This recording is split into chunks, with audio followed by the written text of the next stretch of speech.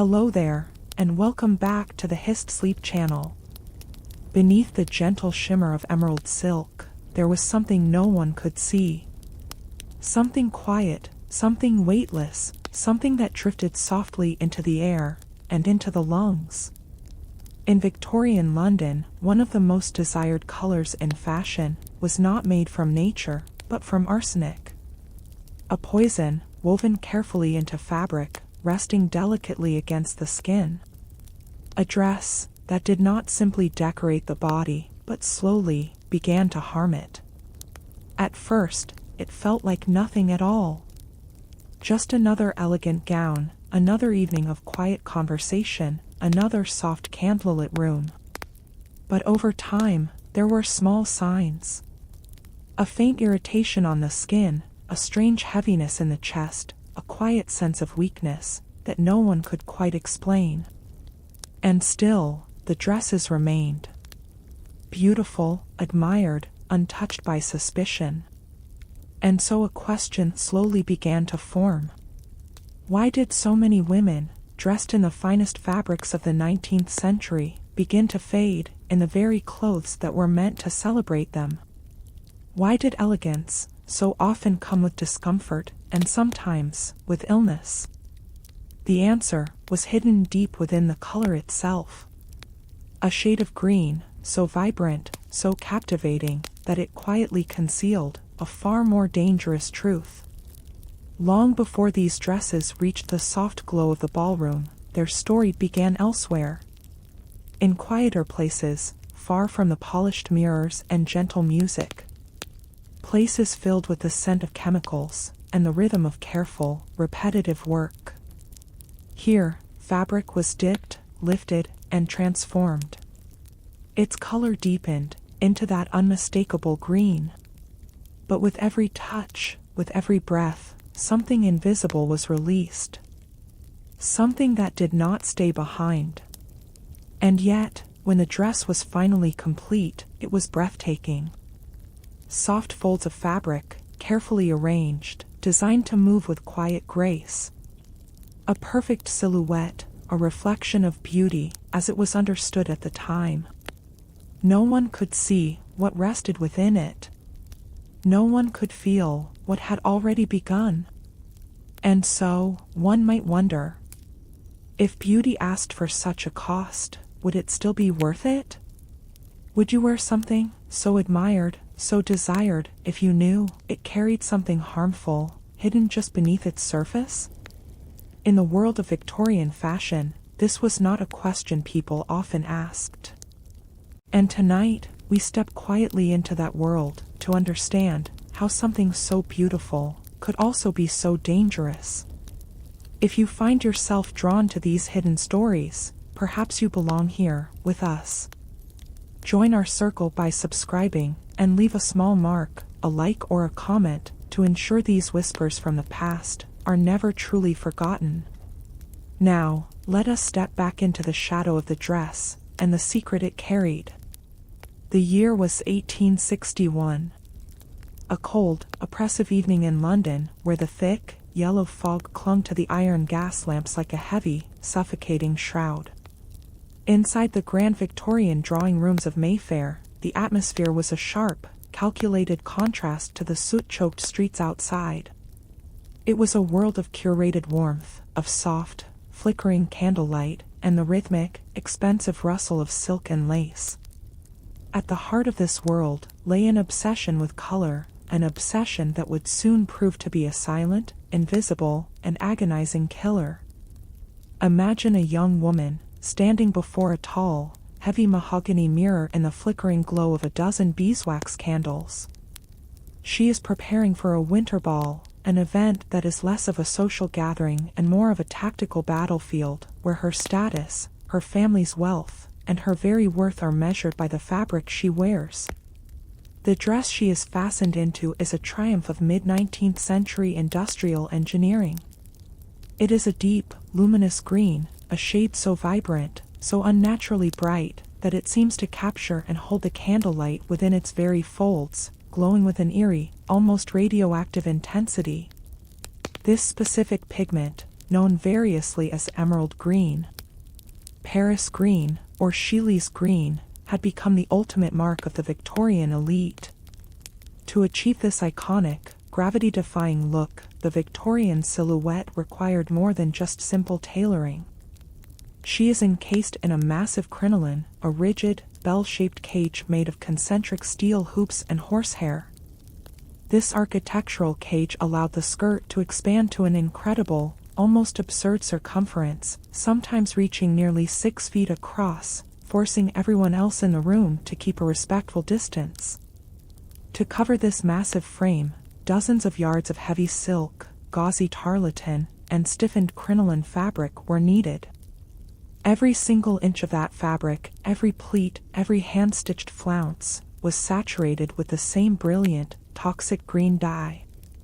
In a society that valued the idea of nature but lived in smog-filled, coal-blackened cities, this dress represented a perfected version of the natural world. It was the green of a spring meadow, frozen in silk and chemically enhanced. As she looks at her reflection, she sees a woman who embodies the absolute peak of Victorian civilization, a figure of impossible grace, restricted by steel stays and whalebone, and draped in a color that was as captivating as it was deceptive. She does not see the chemistry beneath the sheen, she only sees the prestige.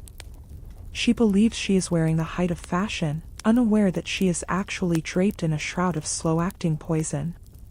Each layer of that beautiful fabric, each shimmering fold, was a layer of a secret that the mirror refused to reflect. As her maid pulls the final laces of the silk bodice, the woman notices a subtle, almost negligible sensation. A faint prickle, a tiny, persistent itch against the soft skin of her shoulders, her neck, and her collarbone. She dismisses it immediately, assuming it is just the usual discomfort of a new, stiffly starched garment, or perhaps the pressure of the corset digging into her ribs. But as the night progresses, as the room grows warmer and the dancing begins, the sensation begins to shift into something far more sinister. It is no longer just a prickle. It is a strange, creeping, burning warmth that feels like it's coming from inside the fabric itself.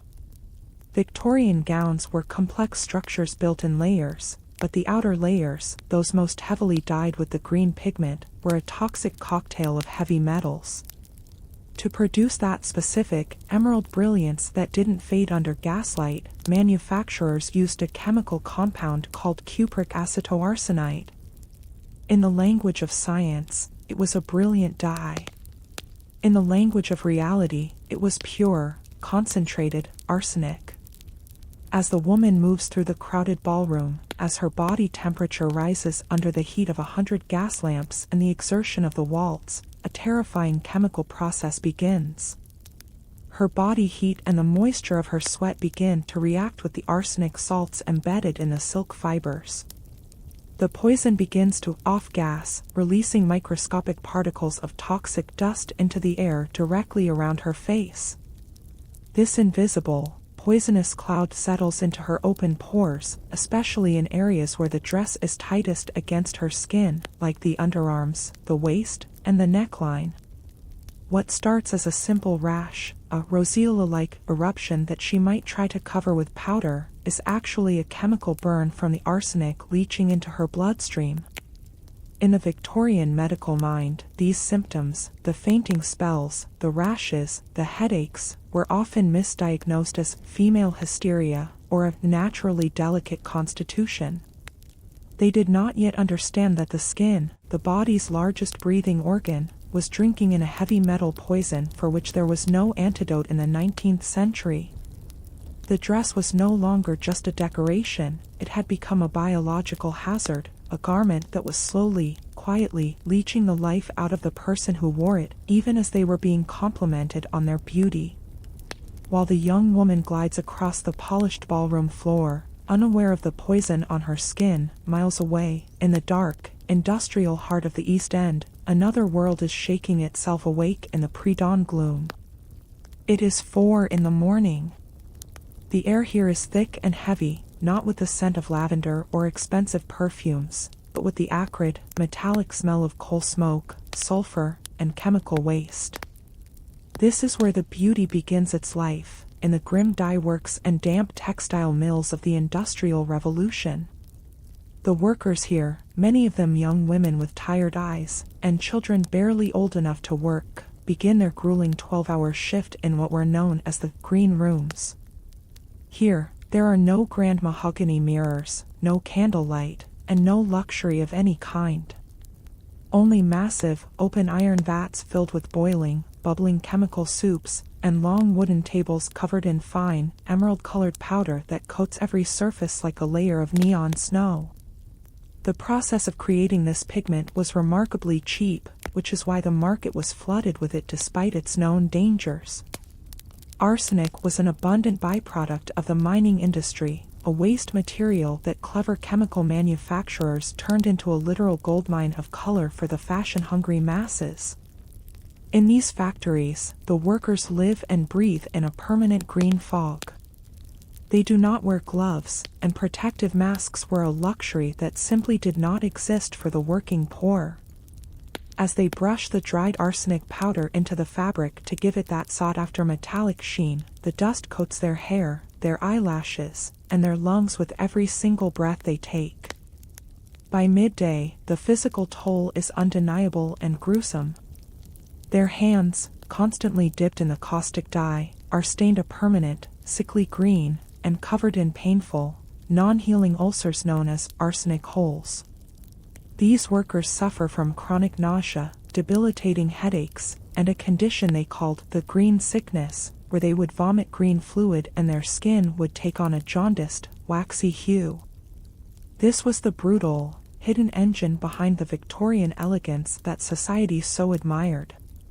For every dress that shimmered under a chandelier, there were hundreds of anonymous workers whose bodies were being systematically destroyed by the very same color. The factory was the dark, painful shadow of the ballroom, and both worlds were tied together by a single, toxic emerald thread. Every yard of silk was a record of human suffering, a beauty that demanded a sacrifice in blood and health, long before it ever touched the delicate skin of a lady. Behind the luminous glow of every emerald gown lay a complex and disturbing chemical journey that began in the dark underbelly of the Industrial Revolution. This specific shade, often called Paris green, was not a product of natural crushed beetles or plant extracts. It was a synthetic marvel of the 19th century, born from the volatile marriage of copper and arsenic. Historically, the production of this pigment was centered in massive chemical plants, where raw arsenic was treated as a cheap, abundant byproduct of the mining industry. Specifically, it was the waste left behind after smelting cobalt and tin ores. For the Victorian industrialist, this waste was a hidden gold mine, a substance that could be transformed into the most sought-after color in the world for just pennies a pound. In these massive vats of liquid dye, the chemical reaction created a pigment that was incredibly stable, meaning it wouldn't fade under the harsh, flickering glare of the newly invented gaslights. But this stability came at a terrifying human cost. The cooking of the dye released thick, heavy vapors of arsenic trioxide into the factory air. The men and women working these vats were breathing in the very essence of the poison every single hour of their shift. As the liquid cooled and the pigment settled into a fine, crystalline powder, it became even more dangerous. This powder was then brushed into the fibers of silk and cotton, or mixed into a paste to coat artificial flowers and leaves. Because the arsenic was a mechanical dye, meaning it sat on top of the fibers rather than bonding with them, it was prone to flaking off. Every yard of fabric produced in these factories was essentially a carrier for thousands of microscopic arsenic crystals. The distribution of this color reached far beyond the elite ballrooms. It was found in wallpapers, children's toys, and even the labels on food products. The industrial scale of arsenic production in the mid-1800s was staggering, with Britain alone producing over 2,000 tons of the poison annually by the 1860s. This was not just a fashion choice, it was a massive industrial system that had successfully integrated a deadly toxin into the very fabric of everyday Victorian life. The color didn't just come from a factory, it was a physical manifestation of an unregulated industry that valued chemical brilliance over the biological reality of its workers and consumers. When the final garment was draped over a lady's shoulders, the beauty it projected was a carefully constructed illusion that masked a gruesome physical reality. To the Victorian observer, a woman in a vivid green dress was the epitome of health and vitality, a living representation of the lush, natural world. But beneath those emerald folds, a hidden war was being waged against the human body. The something hidden was not just the poison itself, but the profound ignorance of a society that refused to look past the surface of things. As the arsenic particles flaked off the dress, they didn't just stay on the skin. They were inhaled, they were swallowed, and they were absorbed into the bloodstream, slowly attacking the nervous system and the internal organs. In medical journals of the time, doctors began to record a strange phenomenon they called the arsenic look. It was characterized by a pale, almost translucent complexion, which ironically was considered a sign of high-born beauty. What society saw as aristocratic paleness was often actually the early stages of chronic arsenic poisoning, which causes a breakdown of red blood cells and leads to severe anemia. Beneath the layers of silk and the rigid cage of the crinoline, the wearer's body was often covered in hidden sores. These painful, weeping ulcers, especially under the arms and around the waist, were frequently treated with more toxic ointments, further complicating the patient's health. The true horror of what lay beneath the beauty was the psychological disconnect of the era. People were aware that arsenic was used to kill rats, yet they did not believe it could harm them through their clothing. Even as the artificial leaves on a lady's headdress shed enough poison to kill a small animal, the wearer would smile and dance, unaware that her very presence was toxic to herself and those around her. This hidden danger was a constant, silent companion to Victorian elegance. It was a world where beauty was a mask, a shimmering, green veil that hid the rotting reality of chemical poisoning.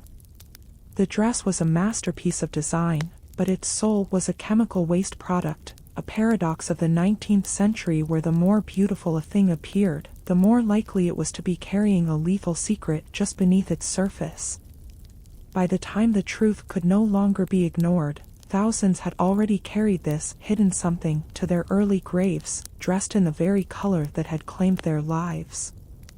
Behind every iconic Victorian silhouette, there was the invisible, grueling labor of the dressmaker, the silent architect of 19th century femininity. These women, often working in cramped, poorly lit attics or sweatshops across London, were the ones who turned flat bolts of stiffened silk into three-dimensional, wearable masterpieces. The creation of an elegant shape was not just an art, it was a violent physical process that required mathematical precision and endless, soul-crushing hours of needlework. To create the high-fashion wasp waist and the expansive, gravity-defying bell-shaped skirt, a dressmaker had to manipulate fabric in ways that defied the natural human anatomy. They used heavy iron shears to cut through layers of arsenic-saturated silk, and their fingers were often permanently calloused, scarred, and pricked by thousands of tiny, infected needle marks. In the peak of the Victorian era, a single evening gown could require over 250 hours of manual labor. The dressmaker's task began with the foundation, building a bodice that was reinforced with up to 20 individual pieces of whalebone or tempered steel stays.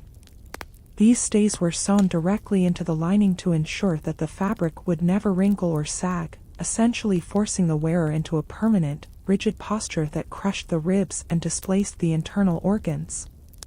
The elegant shape was a rigid social requirement. A woman's clothing had to signal to the world that she was a lady of leisure, someone whose body was a decorative object rather than a functional human being. The dressmakers were masters of faking the perfect body, using heavy padding, strategic pleating, and clever seam placement to create the optical illusion of a tiny waist and a grand, queenly presence. However, this craft had a devastating side for the makers themselves. These women often worked 18-hour days, sometimes sleeping under their sewing tables during the London season to meet the impossible demands of the aristocracy. They were the first human beings to handle the arsenic-dyed fabrics in their rawest, most concentrated form. As they stitched the emerald silk under the heat of oil lamps, the green arsenic dust would settle into the cracks of their own skin, and they would inhale the toxic fibers for hours on end, day after day.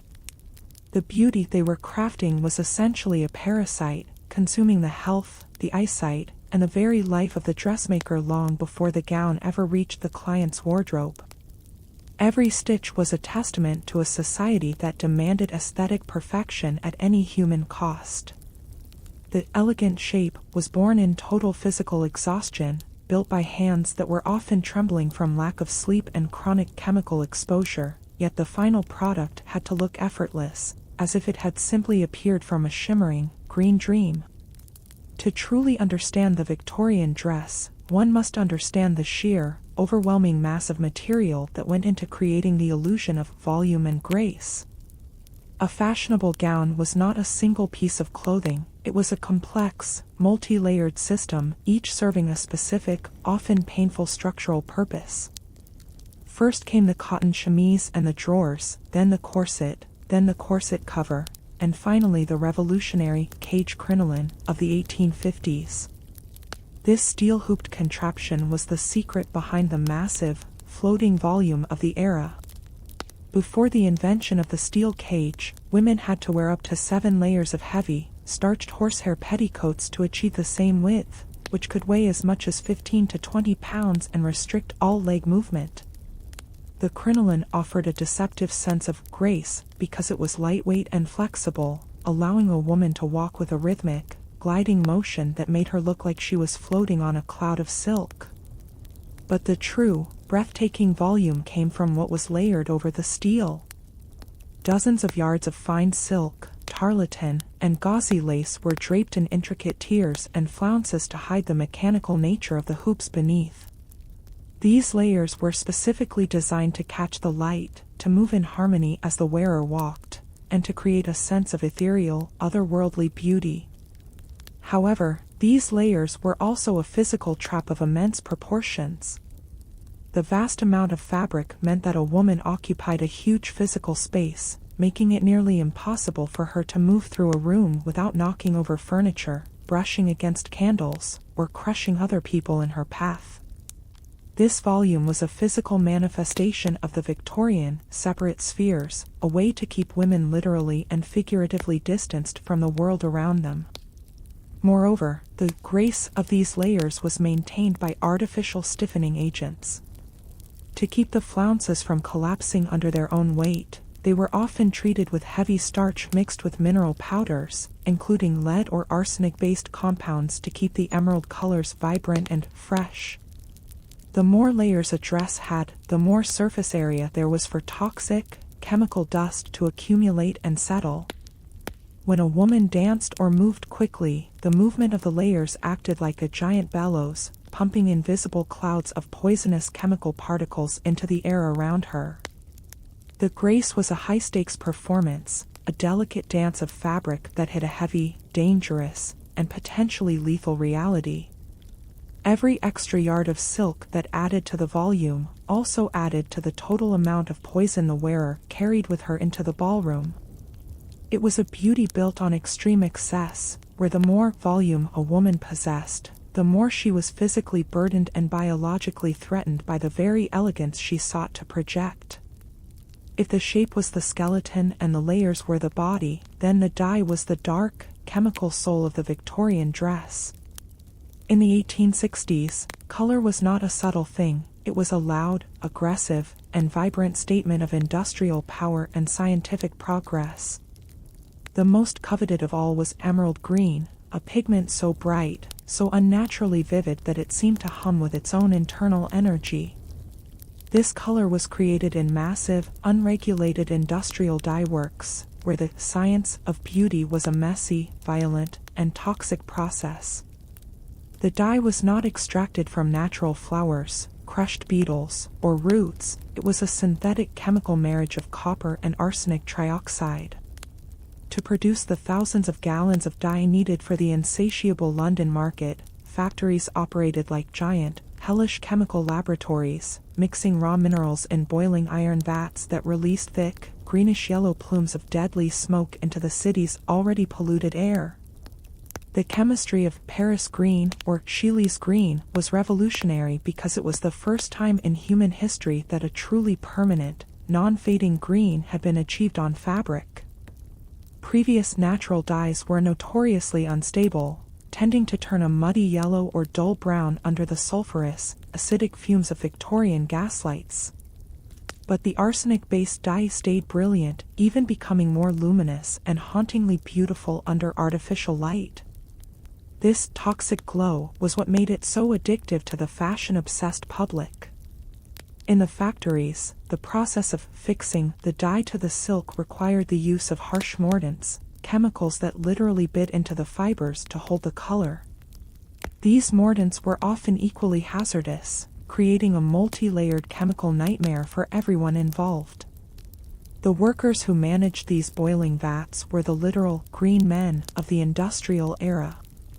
They worked in an environment where the walls, the floors, and even their own teeth and fingernails were stained a deep, permanent, and sickly emerald hue. The dye was so concentrated and caustic that it would eat through their thick leather boots and cause the skin on their legs to slough off in agonizing patches. There was no government regulation, no safety protocols, and no medical understanding of the long-term effects of heavy metal accumulation. The dye works were the Golgotha of the fashion industry, where the lives and health of the working poor were boiled down to create a shimmering pigment for the wealthy. This was the origin of color, a beauty that didn't just cost money, it cost human lives, and it left a permanent trail of environmental destruction in the rivers surrounding the industrial heartlands. When a lady admired the freshness of her new green gown, she was looking at a color that had its roots in the most toxic, polluted, and deadly corners of the British Empire. Beneath the captivating, shimmering surface of that emerald green silk, there was a chemical nightmare that the Victorian public was only just beginning to grasp. The pigment, known scientifically as copper acetoarsenite, was essentially a crystallized salt of arsenic. It is crucial to understand that it was not a part of the fabric fibers, it was merely a coating on the fabric. Because it was applied as a dry powder or a thick paste, it never truly bonded with the silk. Instead, it sat there on the surface, waiting for the slightest bit of friction, movement, or moisture to release its deadly cargo. This meant that a single Victorian ballroom dress could contain as much as half a pound of pure, undiluted arsenic, more than enough to kill a small army if it were ever ingested. But the real danger wasn't just in swallowing it, it was in the invisible, continuous release. As the wearer moved, the friction of the many layers of silk rubbing against each other turned the dried, brittle dye into a fine, microscopic, and highly toxic dust. This dust was so light that it would float effortlessly in the air, invisible to the naked eye under the flickering gaslight, but easily inhaled deep into the lungs of everyone in the room. Once inside the human body, the arsenic began its slow, methodical, and agonizing destruction of living tissue. It interfered with cellular metabolism, replaced the vital phosphorus in the bones, and began a slow-motion attack on the central nervous system. But there were other hidden chemicals in that color too. To achieve different shades and textures of green, manufacturers often mixed the arsenic with lead, or even mercury to add a disturbing metallic sheen. This chemical cocktail created a range of terrifying symptoms that doctors of the era initially struggled to categorize. Arsenic pustules, painful, weeping, and non-healing sores, would appear on the skin wherever the dyed fabric touched the body. The eyes would become chronically inflamed, red, and watery, a condition they called conjunctivitis, caused by the toxic dust settling on the delicate mucous membranes. The Victorian elite were literally walking around in a self-generated cloud of poison, their own expensive clothing acting as a mobile delivery system for a slow-acting neurotoxin. They were obsessed with social purity and cleanliness in their homes, yet they were draped in the most impure, hazardous, and bioaccumulative substances known to man. The hidden chemicals were the true, invisible masters of the era, dictating the health, the shortened lifespans, and the silent suffering of an entire generation of fashion followers, all hidden behind the shimmering mask of a beautiful, vibrant, and deadly color. The final Victorian gown was not a single, isolated object. It was the end result of a death chain of industrial production, where beauty was carefully built, step by chemical step. From the toxic factory vat, to the dressmaker's exhaustive table, to the lady's private dressing room, each stage of the construction process added a new layer of biological danger. The building of beauty actually began with the raw silk itself, which was first weighted with mineral salts to give it a more expensive, heavy feel and that famous rustle or scrub that the elite loved. Then came the dyeing process, where the arsenic was literally pounded and brushed into the fibers. But perhaps the most dangerous step was the work of the artificial florists, often young orphan girls who made the delicate silk flowers for the headpieces and skirts. These girls would dip their bare hands into boxes of pure, green arsenic powder, shaking it over the silk leaves to give them a natural, velvety texture. By the time a dress was fully assembled and ready to wear, it was a composite of multiple toxic industries. The silk flowers were poisonous, the lace was often treated with lead-based whiteners, and the silk itself was saturated with copper arsenic salts.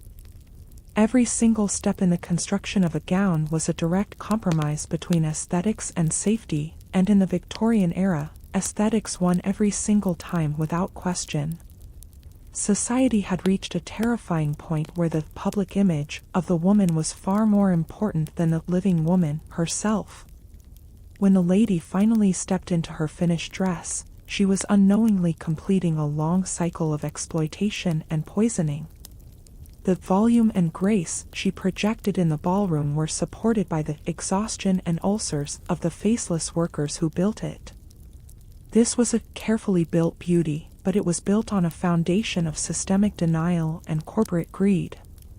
The industry knew the chemicals were dangerous, the medical journals were starting to publish the evidence, yet the public demand for the vibrant color never wavered. It was a beauty that required a sacrifice, a slow, ritualistic poisoning that started in the smog of the factory and ended in the glamour of the ballroom. The Victorian dress remains one of the most beautiful garments ever created in history, but it is also a monument to the dangerous lengths humanity will go to in the pursuit of an artificial, chemically enhanced ideal. Step by step, stitch by stitch, the Victorian era built a world of emerald dreams, never realizing that they were actually weaving a nightmare of green-tinted death that would haunt their history forever. The Victorian dressing room was a space of meticulous, almost religious ritual, but in the mid-19th century, it also served as the silent, invisible starting point for a profound biological invasion. As the heavy, shimmering emerald green silk is draped over a woman's naked frame, the most critical and dangerous moment occurs, the physical, direct contact between the arsenic-laden fabric and the human skin. To understand the gravity of this contact, we must first look at the flawed 19th century understanding of human physiology. At that time, the skin was largely viewed as a static, protective wall, an outer covering that merely contained the body's organs. There was almost no clinical realization in the 1860s that the skin is actually a porous, semi-permeable, and highly active organ designed to breathe, regulate, and absorb. The specific pigment responsible for this haunting green glow, copper acetoarsenite, was applied to these luxury fabrics in a purely mechanical fashion.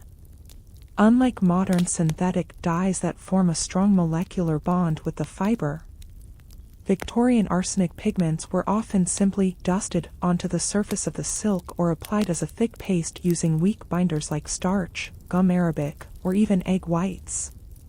This meant that the moment the dress touched the skin, thousands of microscopic, needle-like crystals of arsenic were resting directly against the delicate epidermis of the neck, chest, and arms.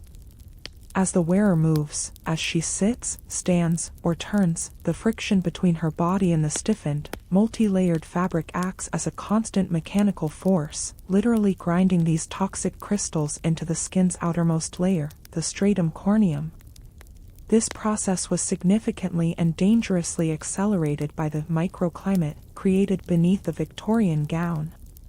The fashion of the era demanded multiple layers, flannel chemises, bone-stiffened corsets, and horsehair petticoats, which naturally trapped intense body heat within the garment. As the wearer's internal temperature rose in a crowded, unventilated ballroom or a gaslit parlor, her sweat glands became hyperactive. This human moisture, a volatile combination of water and salt, reacted chemically with the copper arsenic salts on the silk to create a dilute but incredibly potent acidic solution. This toxic sweat dissolved the arsenic crystals on the fabric, making them small enough to bypass the skin's natural defenses and enter the underlying capillaries and lymphatic system.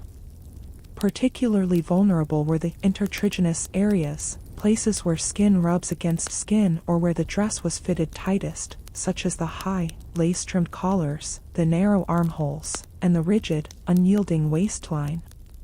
These hot zones became primary absorption points where the poison bypassed the digestive system's filtration and entered the systemic circulation directly through the pores.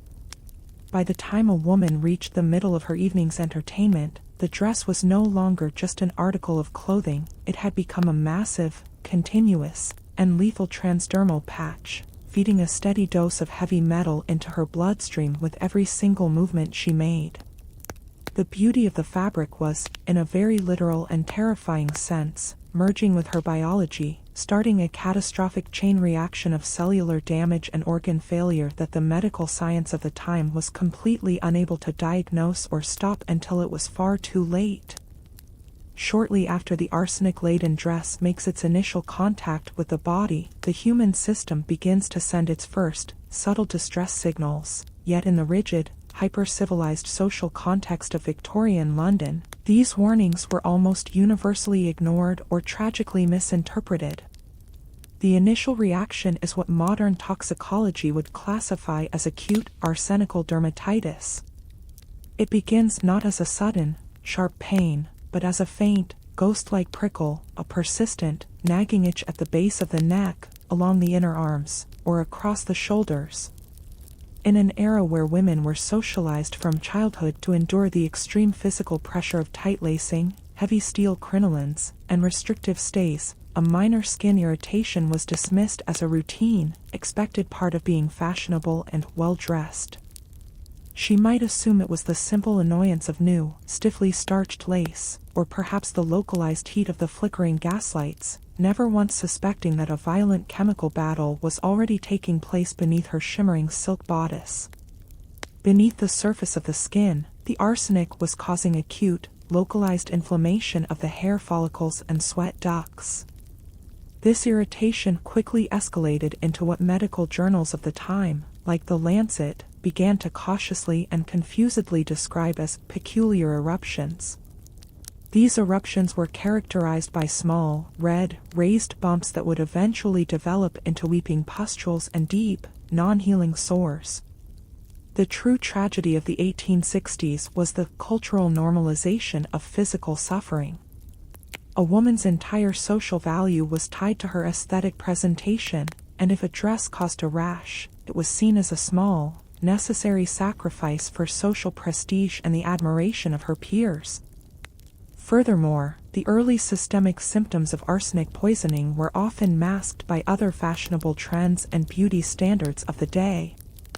For example, chronic arsenic exposure causes a rapid breakdown of red blood cells, leading to severe, life-threatening anemia. This resulted in a pale, translucent, and ghostly complexion, which ironically was the most highly desired and envied look for an aristocratic Victorian lady.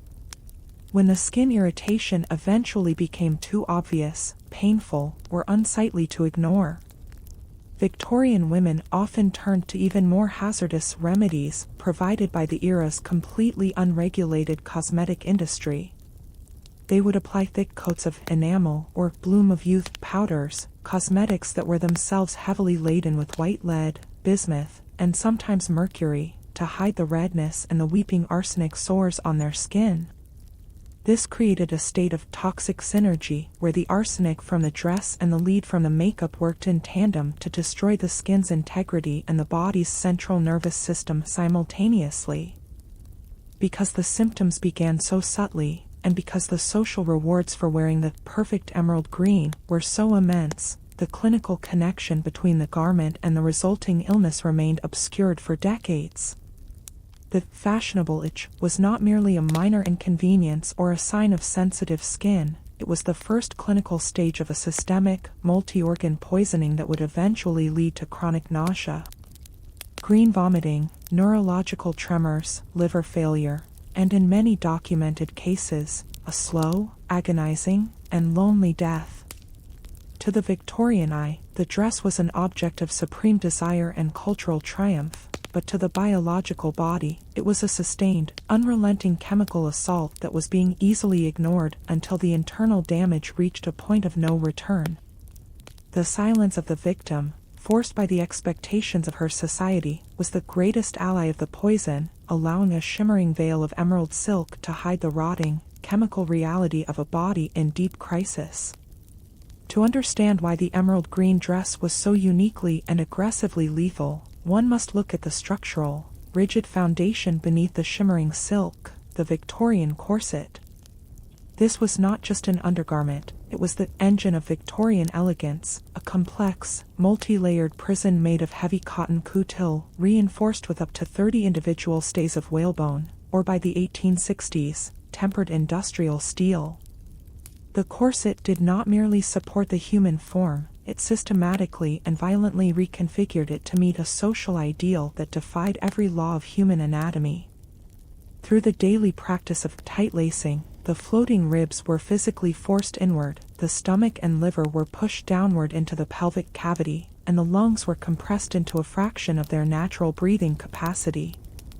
This internal displacement created a continuous physiological crisis that acted as the perfect, unintended catalyst for the arsenic poisoning occurring on the skin's surface. Because the corset was laced with such extreme tension to achieve the coveted wasp waist, it created a high-pressure, nearly airtight seal between the arsenic-laden fabric of the bodice and the wearer's torso. In these areas of intense, constant pressure, the skin's blood circulation was significantly compromised, making the dermal tissue far more vulnerable to chemical burns and rapid absorption.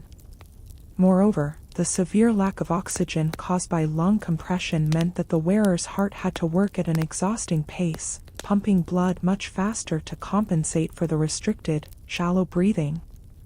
This increased heart rate only served to accelerate the systemic distribution of the arsenic once it bypassed the dermal barrier and entered the venous system.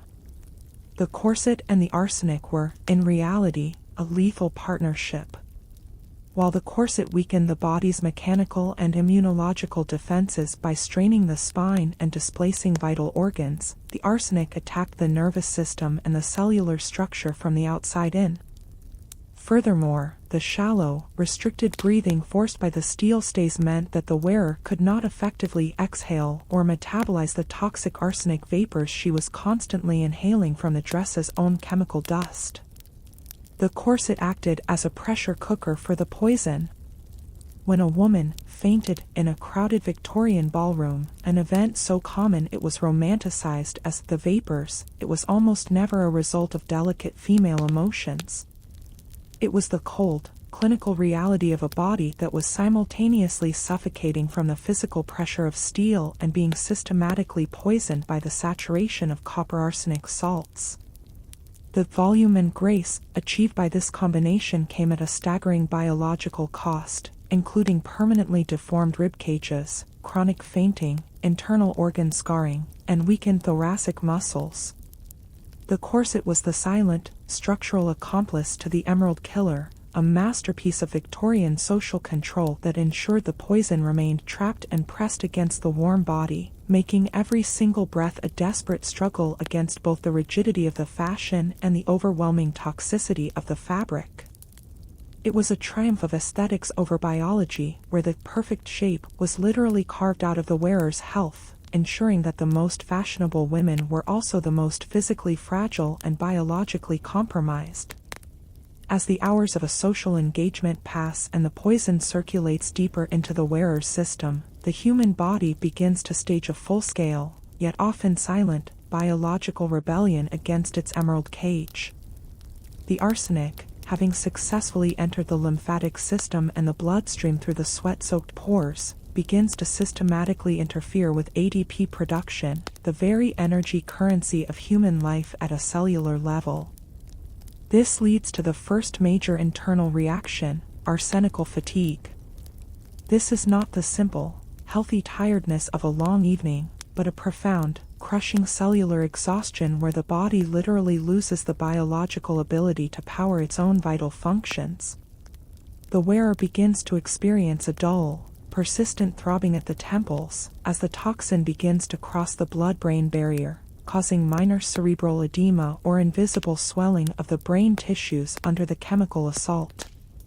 The eyes, being the most sensitive and exposed mucous membranes, are often the next to show unmistakable clinical signs of distress. The microscopic arsenic dust, shed by the friction of the moving silk flounces, settles on the moist surface of the eyes, causing an intense, burning inflammation known in medical records as chemical conjunctivitis.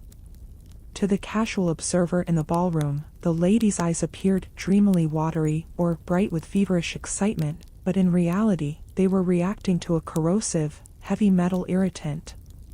Internally, the digestive tract begins to suffer even without any direct ingestion of the dye. Chronic arsenic exposure through the skin leads to a state of systemic toxicity that manifests in the most gruesome way, including green vomiting, a terrifying symptom where the patient's gastric fluids actually take on a greenish tint due to the chemical reactions within the stomach lining. Perhaps the most devastating and long-term reaction was the effect on the peripheral nervous system. Continued exposure to the arsenic-laden dresses led to arsenical polyneuritis, a condition where the protective myelin sheath around the nerves begins to dissolve and disintegrate. This started as a pins and needles sensation in the hands and feet, but often progressed to the dreaded wrist drop or foot drop, where the muscles became paralyzed and the patient lost all motor control of their limbs. Victorian medical archives from the 1860s are filled with heartbreaking records of young, wealthy women who were suddenly stricken by mysterious paralysis or became permanent invalids shortly after their debutante seasons. These were not unexplainable illnesses, they were the body's desperate, final attempts to signal that it was living in a state of constant, lethal chemical warfare. The liver and kidneys, overworked and overwhelmed by the task of filtering out the heavy metals, began to fail, leading to a sallow, jaundiced skin tone that the wearer would again try to hide with more toxic cosmetics. Each symptom, the blinding headache, the weeping rash, the constant nausea, the uncontrollable tremors, was a desperate red flag, a biological truth being whispered by a body that was being slowly destroyed by the very garments meant to signify its highest social standing. The body's reaction was a silent, agonizing protest against the toxic brilliance of the 19th century, a protest that was usually silenced by the overwhelming social pressure to remain beautiful and graceful at the cost of one's own life. Every shimmering fold of green silk was a step closer to a clinical collapse, a reality that the Victorian world chose to ignore in favor of an emerald-colored dream.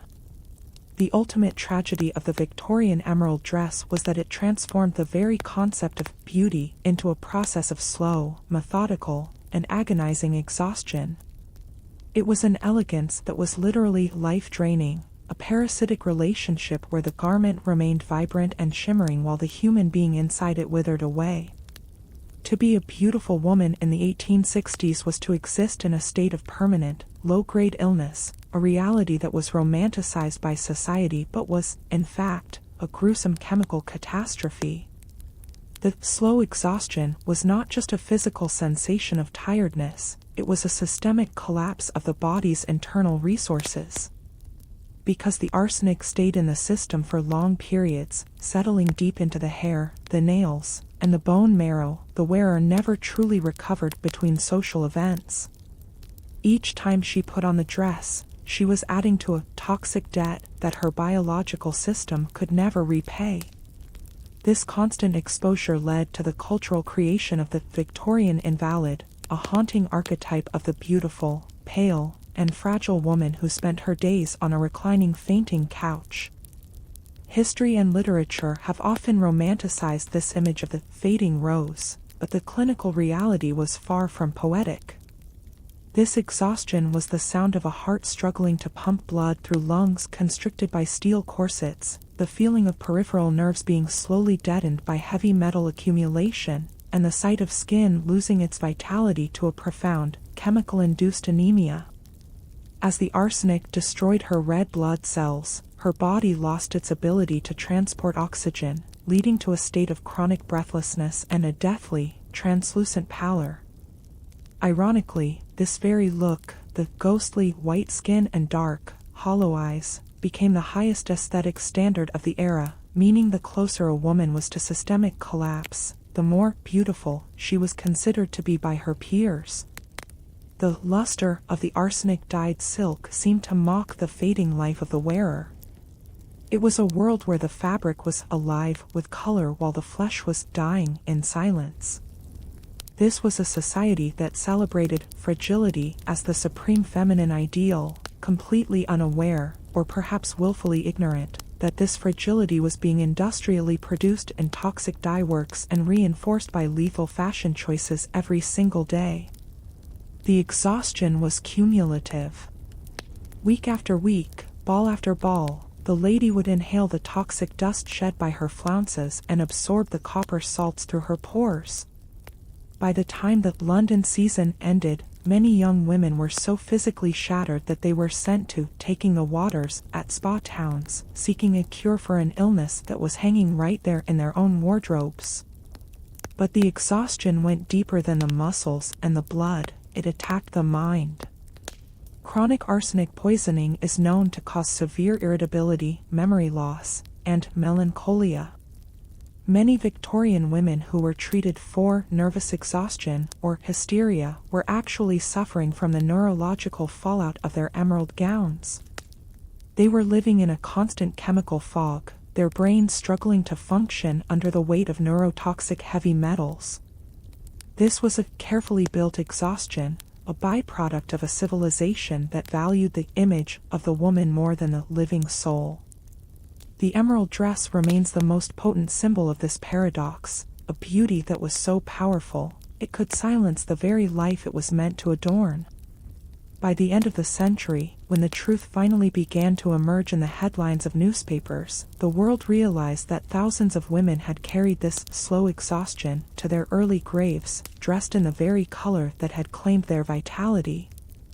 It was a beauty that required a slow, ritualistic sacrifice, a world where to look your absolute best was to feel your absolute worst, and where the most admired women in society were often the ones who were biologically the closest to death.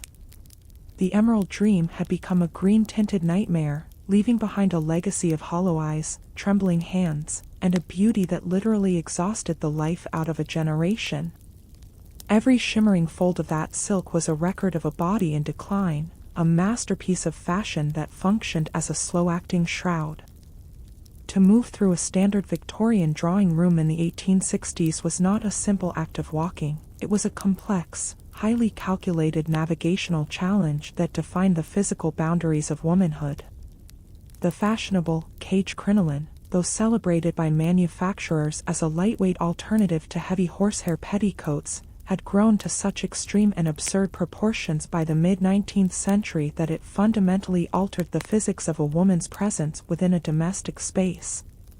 A woman in a full evening gown, particularly one dyed in the heavy, metallic emerald green, occupied a physical radius of nearly 4 to 6 feet in every direction. This meant that in the typical architecture of the era, filled with heavy mahogany furniture, velvet-draped tables, and delicate porcelain displays, a single woman was a massive, immovable logistical obstacle. To achieve even a basic level of grace, a lady had to master a specialized set of movements that were taught from early adolescence. This crinoline glide required a rhythmic, gliding step that kept the concentric steel hoops from swaying uncontrollably or, even worse, tilting upward at the back and exposing her undergarments, a social scandal of the highest order. The space of beauty was, in reality, a space of physical isolation. Because of the sheer, unyielding width of the emerald silk skirts, two women could not stand close enough to have a private conversation, and a gentleman could not walk beside a lady without the constant risk of stepping on her hem and tearing the delicate fabric. This massive volume was intended to project status, wealth, and territorial dominance. The more fabric you wore, the more of the room you literally commanded. But beneath this projection of social power, there was a profound and systemic loss of physical agency for the wearer. In crowded ballrooms or narrow London townhouses, hundreds of these steel cages would collide in a chaotic, undulating sea of silk and wire, creating a physical barrier that made emergency exits nearly impossible.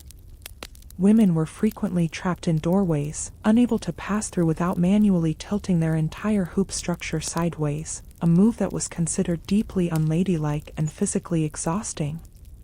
The floors of these elite rooms were often polished to a mirror-like shine with beeswax, making the act of walking in high-heeled, silk-covered boots even more precarious for a woman carrying 20 yards of arsenic-laden fabric.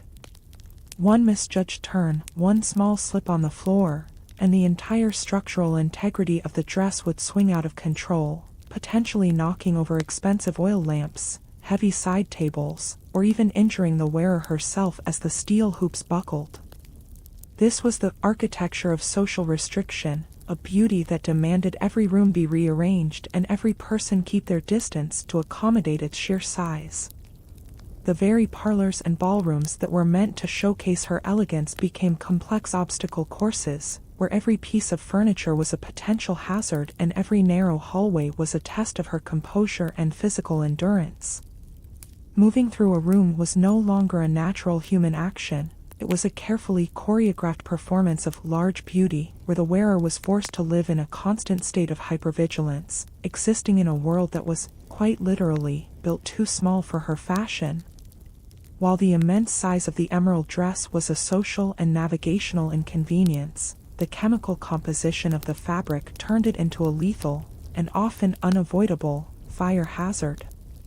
We must remember that the Victorian interior was a world illuminated by open fire, flickering gas jets, coal-burning hearths, and dozens of low-lying wax candles placed on every available surface to cut through the London fog. The dresses themselves, made of highly flammable layers of fine silk, gauzy tarlatan, and stiffened cotton muslin, were essentially giant, mobile tinderboxes waiting for a single, stray spark. The danger was not just in the fabric's thinness, but in the way it was treated. These garments were saturated with chemical starches, mineral-based stiffeners, and the arsenic-based Paris green dye, which did nothing to inhibit the spread of a flame, and in some cases, exacerbated the combustion. The true structural danger, however, lay in the cage crinoline itself. Because the steel hoops held the vast folds of fabric away from the woman's legs, it created a massive, hollow pocket of oxygen-rich air directly beneath the skirt. This acted exactly like an industrial chimney. If a lady's dress brushed against a low-lying candle or a coal that had popped from the open fireplace, the fire would catch the hem almost instantly. Once the flame reached that hollow, oxygenated space beneath the crinoline, the internal air current would suck the fire upward with terrifying speed, engulfing the wearer in a vertical pillar of flame within mere seconds. The historical and medical records of the 1860s are filled with gruesome, haunting accounts of death by fire in the most elegant ballrooms of Europe. In one infamous and heartbreaking incident in 1861, the two sisters of the writer Oscar Wilde, Emily and Mary, died after their voluminous silk dresses caught fire while they were dancing. They were not isolated cases. Modern historians estimate that during the peak of the crinoline craze, nearly 3,000 women died annually in Britain alone from dress-related fire accidents. The tragedy was almost always witnessed by dozens of guests who were technically powerless to intervene. If the victim tried to run in a panic, she only fed more oxygen to the internal fire, making the flames grow larger. If a rescuer tried to beat out the flames, the rigid steel hoops prevented them from reaching the source of the fire close to the body, and the melting layers of arsenic-saturated silk would fuse directly to the skin, causing deep, systemic chemical and thermal burns. The very volume and grace that the Victorian society admired so much was the exact mechanical mechanism that made these accidents so fatal and so frequent. Firelight, which was intended to make the emerald green silk shimmer and glow with a supernatural brilliance, became the ultimate predator of the fashionable lady. The beauty of the dress was inextricably linked to the risk of an agonizing, public death, turning every candlelit evening into a high-stakes gamble, where a single inch of miscalculated movement could transform a masterpiece of fashion into a vertical funeral pyre. It was a world where elegance carried a literal spark of destruction, and where the vibrant green of the ballroom was often replaced by the blackened char of a fashion that burned too bright. To wear a high-fashion emerald dress in the 1860s was to accept a life of profound physical imprisonment, a steel-reinforced cage that made even the most basic human movements a monumental and dangerous task. The fashionable cage crinoline, while marketed as a technological marvel for its lightness, had expanded to such monstrous proportions by the mid-19th century that it fundamentally rewrote the physical laws of a woman's existence. A lady in full evening attire, her skirts saturated with heavy, metallic arsenic salts, occupied a physical radius of nearly 6 feet in every direction. This meant that the wearer was perpetually trapped in a no-man's land of fabric, unable to touch a wall, a piece of furniture, or even another human being without the mediation of dozens of yards of toxic silk. The sheer size of the dress created a state of absolute physical helplessness that was, tragically, viewed as the height of feminine elegance by the Victorian patriarchy. To move through a doorway required a complex, almost acrobatic maneuver where the woman had to manually compress the steel hoops or tilt the entire structure sideways, a move that was considered socially risky and deeply unladylike. Because the crinoline was so wide, she could not bend forward to retrieve a dropped fan or a fallen glove without the rear of her skirt tilting upward like a lever, potentially exposing her ankles or undergarments, a scandal that could destroy a family's reputation in an instant. This mechanical restriction meant that women were entirely dependent on servants or gentlemen for the simplest of tasks, a design feature intended to reinforce their status as decorative, non-functional objects of wealth. However, the risk went far beyond social inconvenience. The size was a literal death trap in any emergency. In the event of a sudden fire, a building collapse, or a panic in a crowded theater, the volume of the dress became an insurmountable barrier to survival. Women could not run through narrow, smoke-filled exits, and they could not navigate the tight stairs of a burning townhouse without their skirts becoming wedged or snagged. Even the natural elements of the London streets became a predator. Historical records from the era are filled with gruesome, documented cases of women being caught in sudden gusts of wind near the Thames or on high piers. Their massive, bell-shaped skirts acted exactly like giant sails, catching the wind and dragging the helpless wearer along the ground or, in many tragic cases, directly into the freezing water. Once a woman was submerged in water, the physics of her beauty became her executioner. The dozens of yards of heavy, arsenic-dyed silk would rapidly waterlog, becoming an immense, sodden weight that the thin steel hoops could no longer support. The dress transformed from a fashionable statement into a massive, dragging anchor, pulling the victim down into the depths within seconds.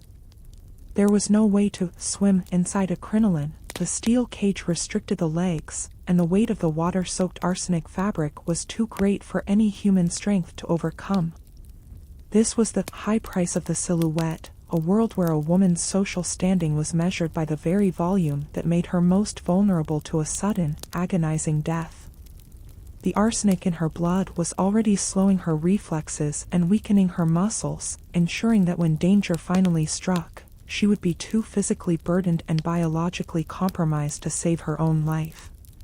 While the spectacular, horrifying fires of the great ballrooms often claimed the headlines of the morning papers, there was an even more insidious layer of tragedy: the countless accidents that happened quietly, behind the heavy mahogany doors of private Victorian homes. The true, quiet danger of the emerald green dress was its terrifying reach beyond the woman who actually wore it.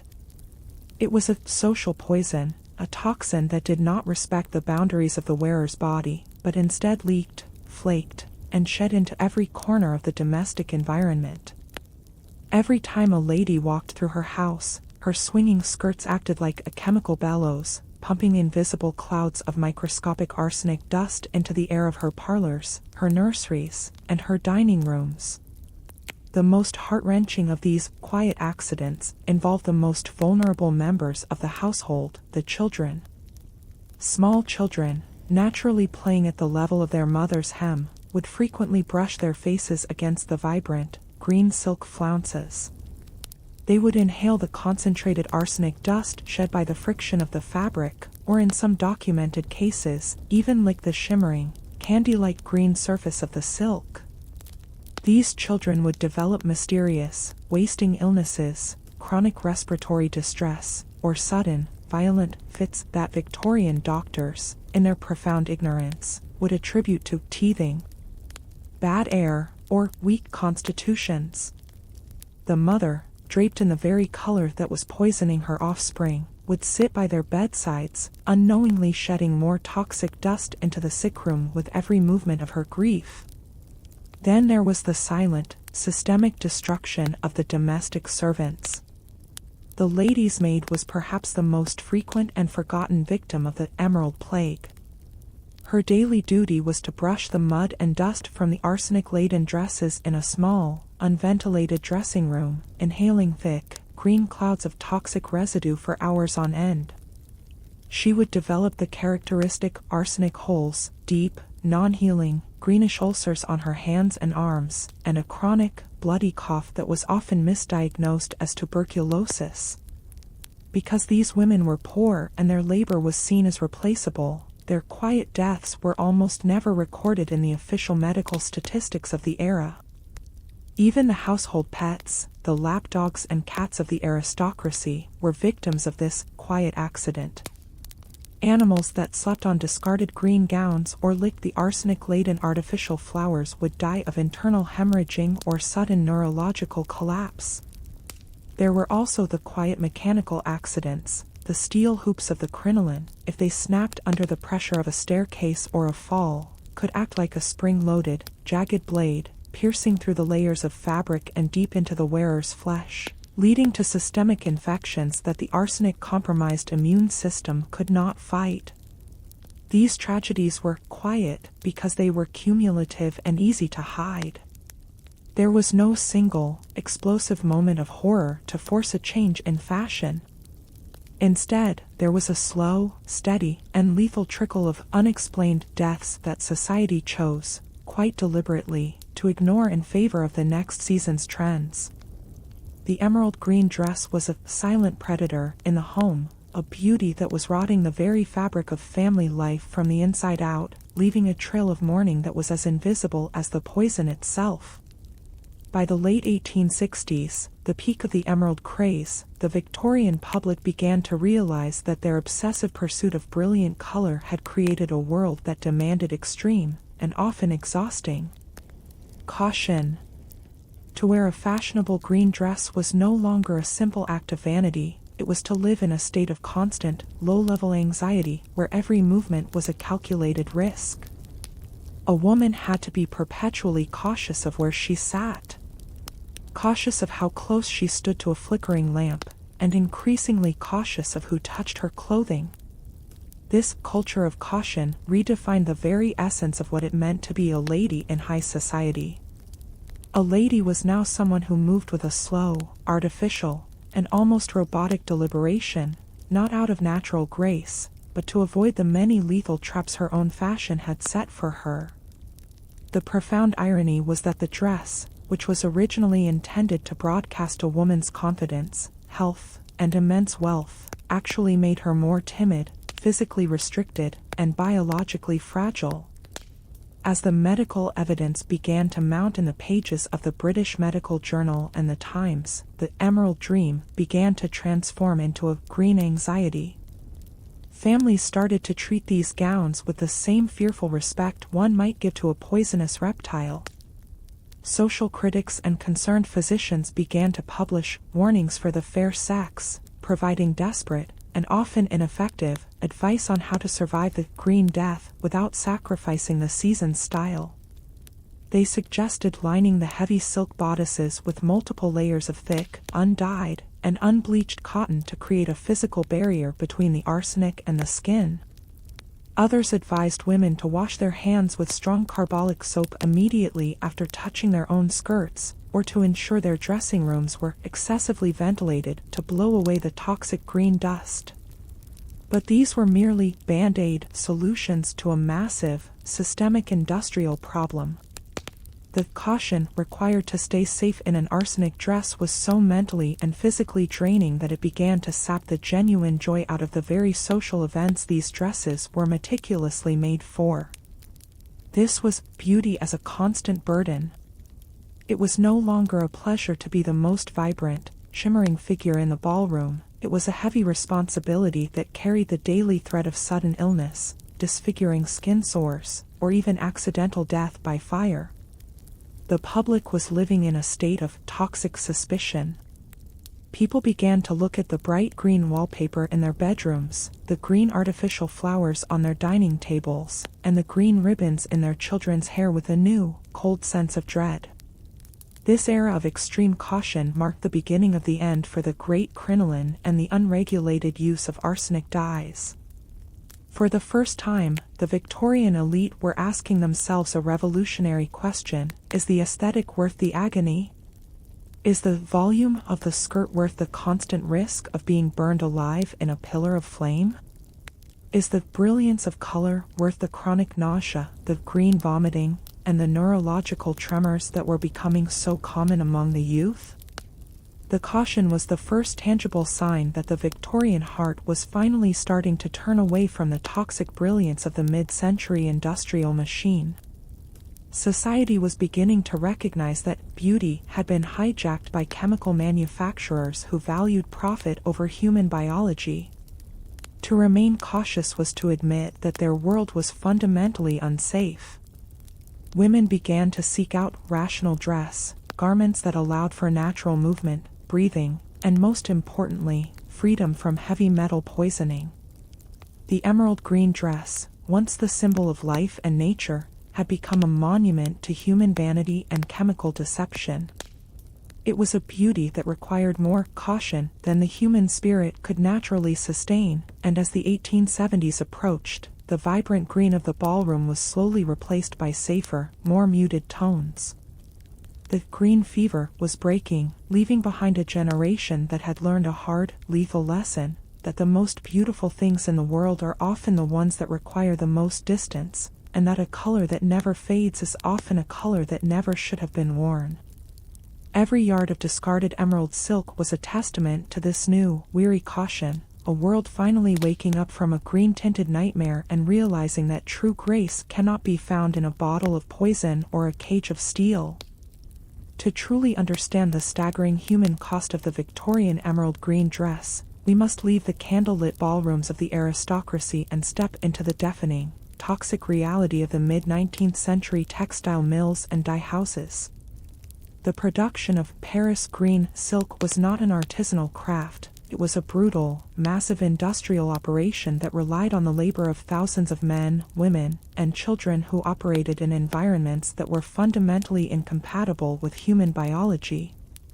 Historically, the manufacturing process began in the chemical-choked districts of northern England and parts of France, where raw, untreated silk was prepared to receive the arsenic-based pigment that would eventually define an entire era of fashion.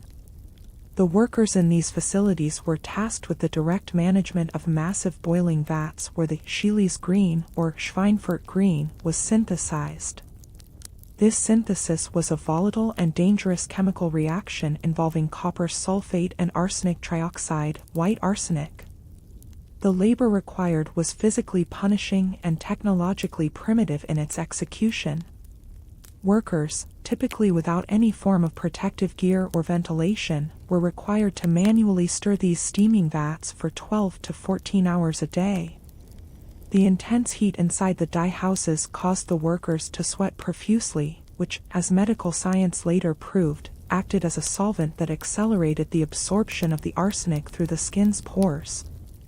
Every individual yard of silk had to be weighted and then grounded with the toxic pigment. This involved a grueling manual process called brushing, where dry, crystalline arsenic powder was vigorously rubbed into the fabric fibers by hand to ensure a deep, uniform, and vibrant color that would not fade under gaslight.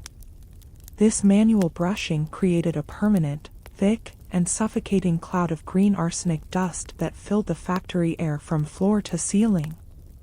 This dust settled on every available surface, including the workers' hair, their clothes, and even the meager food they were forced to eat during their brief breaks on the factory floor. Historically, these workers were drawn from the most vulnerable and displaced populations of the Industrial Revolution, migrants and rural laborers who had no choice but to accept the green work, despite the visible, horrifying toll it took on their bodies within weeks of starting.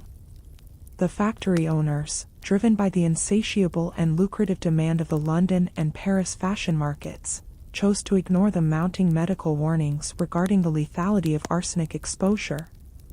They argued that the brilliance of the color was a triumph of modern British chemistry and a sign of national industrial progress, regardless of the human debris left in its wake. The textile mills were, in essence, death factories, where the raw materials of beauty were extracted through the systematic destruction of the working-class body. Every bolt of emerald silk that left these damp, green-stained factories carried with it the invisible, agonizing labor of people whose lives were being measured in yards of fabric, and whose health was being sacrificed for a pigment that they could never afford to wear. This was the grim foundation of fashion, a world of soot, steam, and hands permanently stained a sickly emerald green, existing entirely in the shadows, far from the appreciative and oblivious eyes of the Victorian elite who celebrated the final product. The workers were the first victims in a long chain of poisoning, their very life force being boiled down in those vats to create a shimmering, green-tinted dream for someone else to wear. The daily exposure within the arsenic-based dye factories was not an occasional accident, it was a constant, cumulative, and unrelenting assault on the biological systems of the workers. To work in a 19th-century dye house was to be literally saturated in poison from the moment the morning whistle blew until the shift ended late at night. The primary and most aggressive route of exposure was through inhalation. As the raw arsenic trioxide was handled, measured, and eventually brushed into the silk, the workers breathed in billions of microscopic particles of copper acetoarsenite every single hour. Once inside the lungs, these arsenic crystals caused immediate and chronic inflammation of the entire respiratory tract, leading to a condition the workers themselves called the green cough. This was not a standard cough, it was characterized by the painful expectoration of greenish-colored phlegm, a clear sign that the body was attempting, and failing, to purge the heavy metals from the bronchial tubes. However, the most visible and agonizing evidence of this daily exposure was found on the worker's skin. Because they were constantly handling the wet dye and the dry powder with bare hands, they developed what were medically known as arsenic holes, deep, circular, and non-healing ulcers that would appear on the hands, wrists, and inner thighs where the dust settled. These sores were often filled with a greenish discharge, and if the worker remained in the trade, the chemical would slowly eat through the skin and muscle, sometimes reaching the very bone. The chemical was so caustic that it would dissolve the protective oils of the human skin, leaving it permanently cracked, bleeding, and stained a sickly, permanent emerald hue that no amount of washing could remove. In modern clinical terms, this was a state of chronic systemic arsenicism. The toxin did not remain localized on the skin, it entered the bloodstream through the open sores, where it began to systematically destroy the liver, the kidneys, and the peripheral nervous system. Historically, the neurological effects of this unrelenting daily exposure were perhaps the most terrifying for the workers and their families. Many would develop the tremors, a condition where their hands would shake so violently they could no longer perform their duties or even feed themselves. This was almost always followed by arsenical neuralgia, intense, burning, and stabbing pains in the limbs that made sleep impossible and led to permanent physical debilitation. Unlike the wealthy wearers of the dresses, who might only wear the poison for a few hours during a ball, the factory workers lived in this toxic environment for 60 to 80 hours every single week. Their entire domestic existence was contaminated. They carried the green dust home on their skin and hair, leading to high rates of infant mortality and chronic illness among their children who lived in the shadow of the mills. The tragedy of this daily exposure was compounded by the complete and deliberate lack of medical intervention or government regulation. Most factory-appointed doctors, who were on the payroll of the wealthy mill owners, would dismiss the workers' symptoms as poor personal hygiene, alcoholism, or general constitutional weakness, rather than acknowledging the thousands of pounds of pure arsenic being processed daily. This was a world of industrial denial, where the physical evidence of mass poisoning was staring everyone in the face, in the green-stained fingernails, the ulcerated limbs, and the premature deaths of 18-year-old laborers, yet the industry continued to churn out the vibrant green that the fashion world demanded. Daily exposure was a life sentence without the possibility of parole, a slow-motion execution carried out in the name of aesthetic perfection. By the time a worker was too physically shattered to stir the vats or brush the silk, they were simply discarded by the factory and replaced by another, the green death, continuing its cycle without a moment of interruption or a shred of remorse. As the 1860s progressed into their peak, the global obsession with emerald green reached a point of absolute frenzy, forcing the Victorian industrial machine to accelerate its speed of production to an unprecedented and catastrophic level. This was no longer a matter of artisanal dyeing for a few elite families, it was the violent birth of mass-market fashion, fueled by the rapid expansion of the British railway networks and the widespread adoption of the high-speed sewing machine. To meet this insatiable, worldwide hunger for the arsenic glow, textile mills in industrial hubs like Manchester, Leeds, and Lyon had to transition from careful, small-batch hand dyeing to a relentless, high-velocity, continuous production line model. This industrial acceleration meant that the chemical vats were never allowed to cool, and the air inside the factories transformed into a permanent, thick, and suffocating fog of microscopic toxic arsenic particles that never settled. Historically, this desperate increase in speed led to a total and systemic collapse of even the most rudimentary safety precautions for the working class. In the early years of the emerald craze, a master dyer might have had the luxury of time to wash the toxic residue from his hands between batches. But as the speed of production became the primary metric of success, there was no longer any room for hygiene or biological caution. The workers were forced by their overseers to handle the heavy silk bolts while they were still dripping with caustic, hot copper arsenic solutions, and the drying rooms were heated to extreme, sweltering temperatures to speed up the evaporation of the chemical solvents. This heat created a lethal greenhouse effect of poison, where the laborers were breathing in concentrated, scalding arsenic vapors for 14 hours a day, 6 days a week, without a single breath of fresh air. The economic pressure to produce thousands of yards of green meant that any worker who fell behind due to the onset of paralysis or respiratory failure was immediately discarded and replaced by the next desperate soul in line. Technologically, the very machinery introduced to aid production became a primary source of danger.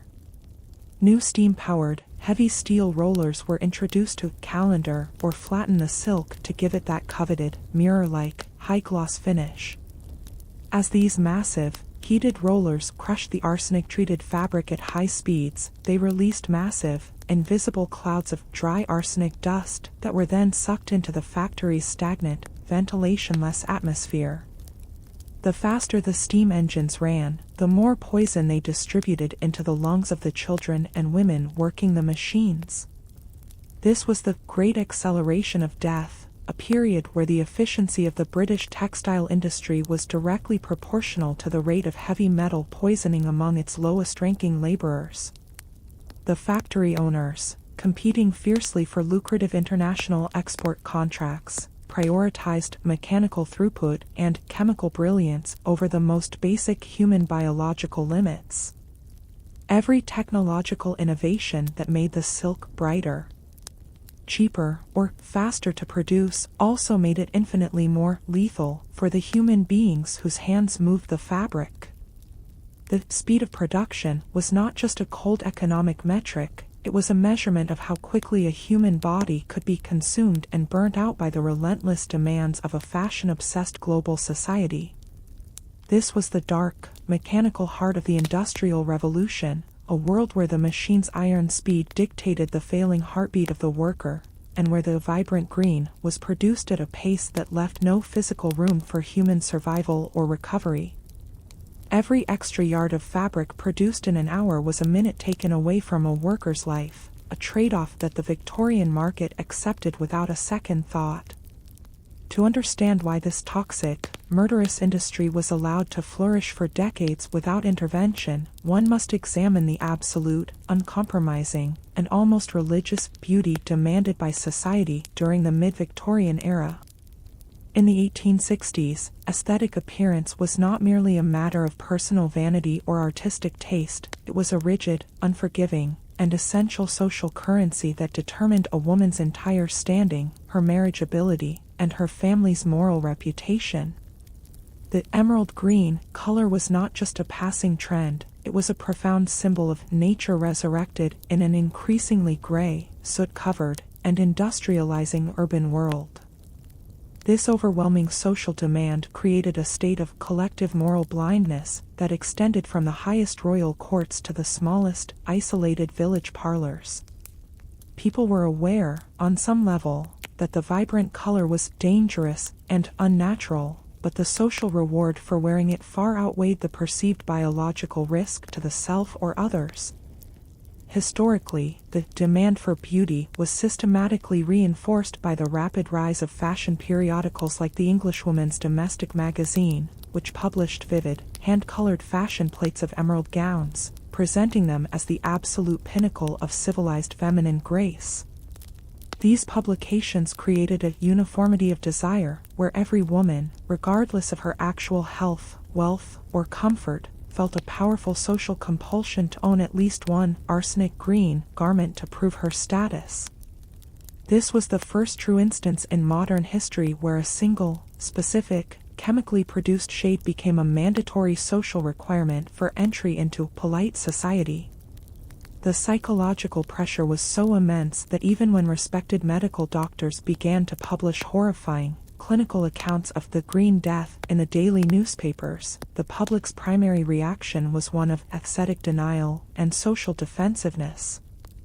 Women were documented as being far more afraid of being out of fashion or socially invisible than they were of being systemically poisoned by their own clothing.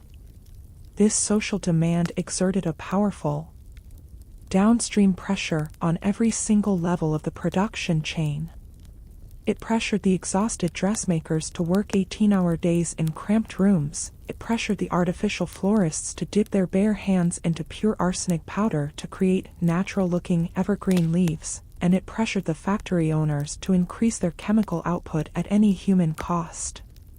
The beauty demanded by society was a form of collective, industrial madness, where the pursuit of a specific, shimmering, visual effect became more important than the lives of the workers in the mills or the long-term health of the debutantes in the ballrooms. It was a world where surface and visual brilliance were valued above all else. If a dress looked magnificent, haunting, and supernatural under the flickering gaslight of a London ballroom, the fact that it was literally flaking heavy metal poison into the air was considered a secondary, and ultimately manageable, social concern. This demand was also deeply rooted in the Victorian obsession with class distinction and industrial mastery. The vibrant, expensive emerald green was a way for the nouveau riche to signal their wealth through a color that nature could not easily replicate, using chemistry to outshine the natural world. The demand was not just for a color, but for a power dynamic where the elite could wear the most hazardous substance on earth as a defiant display of their untouchable status and social dominance. This was the ultimate, haunting paradox of the era, a society that prided itself on its manners, its Christian morals, and its high civilization, yet demanded a beauty that was fundamentally built on systemic mass poisoning and the industrial slaughter of its own people. The beauty demanded by society was the true, invisible engine of the Emerald Plague, a social force so powerful that it effectively silenced the dying coughs of the factory workers and the fainting spells of the young brides, all for the sake of a shimmering, green-tinted dream that a whole society refused to wake up from until the bodies could no longer be hidden. To look upon a finished Victorian emerald gown was to see a masterpiece of human ingenuity, but to look beneath its shimmering surface was to witness the hidden cost of elegance, a cost paid not in gold, but in the systematic destruction of human life. By the late 1860s, the world of fashion had become a parasitic entity where the brilliance of the elite was directly extracted from the darkness of the industrial slums. The hidden cost was the invisible labor of thousands of men, women, and children whose very existence was consumed by the production of a single, lethal pigment. In the grand ballrooms of London, a lady's dress was praised for its vibrant, lifelike green, yet that very life was being drained away from the factory workers in the north, whose hands were permanently blistered and whose lungs were filled with the crystalline dust of copper acetoarsenite. Historically, this cost was most visible in the lives of the artificial florists, the young girls and women whose job was to create the intricate, green-tinted silk leaves and flowers that adorned every fashionable bonnet and gown. These workers existed at the very bottom of the social hierarchy, often working 18 hours a day in small, unventilated garrets, their tables covered in a fine, green powder that they inhaled with every breath. The hidden cost for these women was a condition known as arsenic pustules, where their faces, necks, and hands would break out in deep, weeping ulcers that never healed. In 1861, the tragic death of a 19-year-old florist named Matilda Schurer shocked the public when it was revealed that she had died in agony, her body literally turned green from the inside out, her primary duty having been to dust silk flowers with pure arsenic powder. Yet, even after such a public horror, the demand for the color did not falter. The elegance was simply too seductive to be abandoned for the sake of a working-class life. The hidden cost also manifested in the environmental devastation that surrounded the industrial centers. The massive chemical runoff from the dye vats was pumped directly into the local rivers, turning the water a brilliant, unnatural green and killing the fish, the livestock, and eventually the people who relied on those waters for survival. This was a biochemical invasion of the working-class environment, a world where even the air was a vehicle for poison. The factory owners and chemical manufacturers lived in grand estates far removed from the soot and the green dust, their wealth built on the negative externalities of a fashion industry that refused to regulate itself. To the Victorian elite, the The cost was an abstraction, something that happened to other people in places they would never visit. They saw only the final product, the shimmering, supernatural glow of the silk, while the trail of blood, disease, and environmental ruin remained conveniently hidden behind the factory walls. This was the ultimate paradox of the Victorian era, a society that obsessed over purity, morality, and progress, while simultaneously fueling a global economy based on mass poisoning. The hidden cost was the moral corruption of a society that knew its beauty was lethal, yet continued to demand it.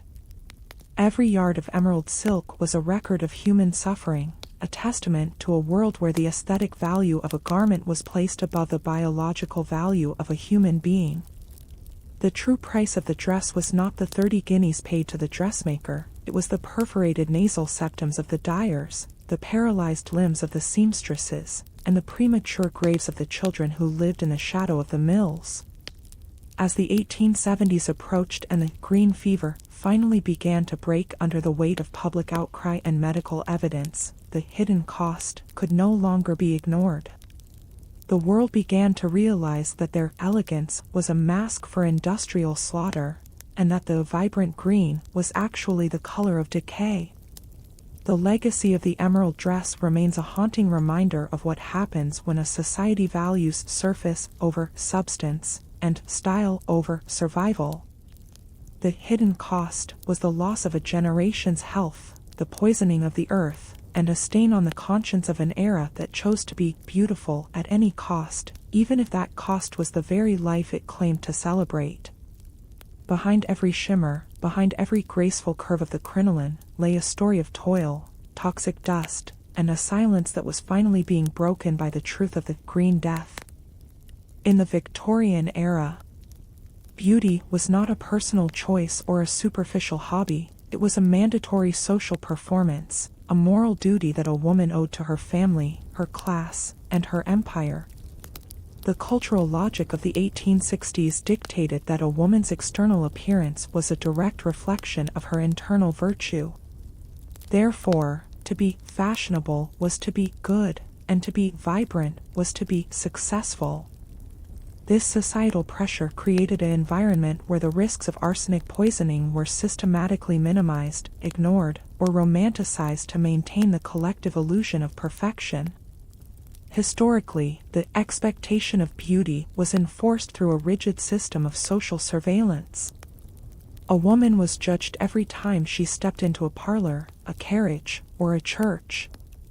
If she appeared in a faded, dull, or outdated color, she was not just seen as out of style, she was seen as failing in her domestic role. The emerald green dye provided a solution to a specific Victorian anxiety, the fear of being common. Because the arsenic-based pigment stayed brilliant under the new, flickering gaslights of London's high society, it allowed women to meet the expectation of brilliance that other, safer organic dyes like indigo or madder simply could not achieve. This was a compulsory aesthetic.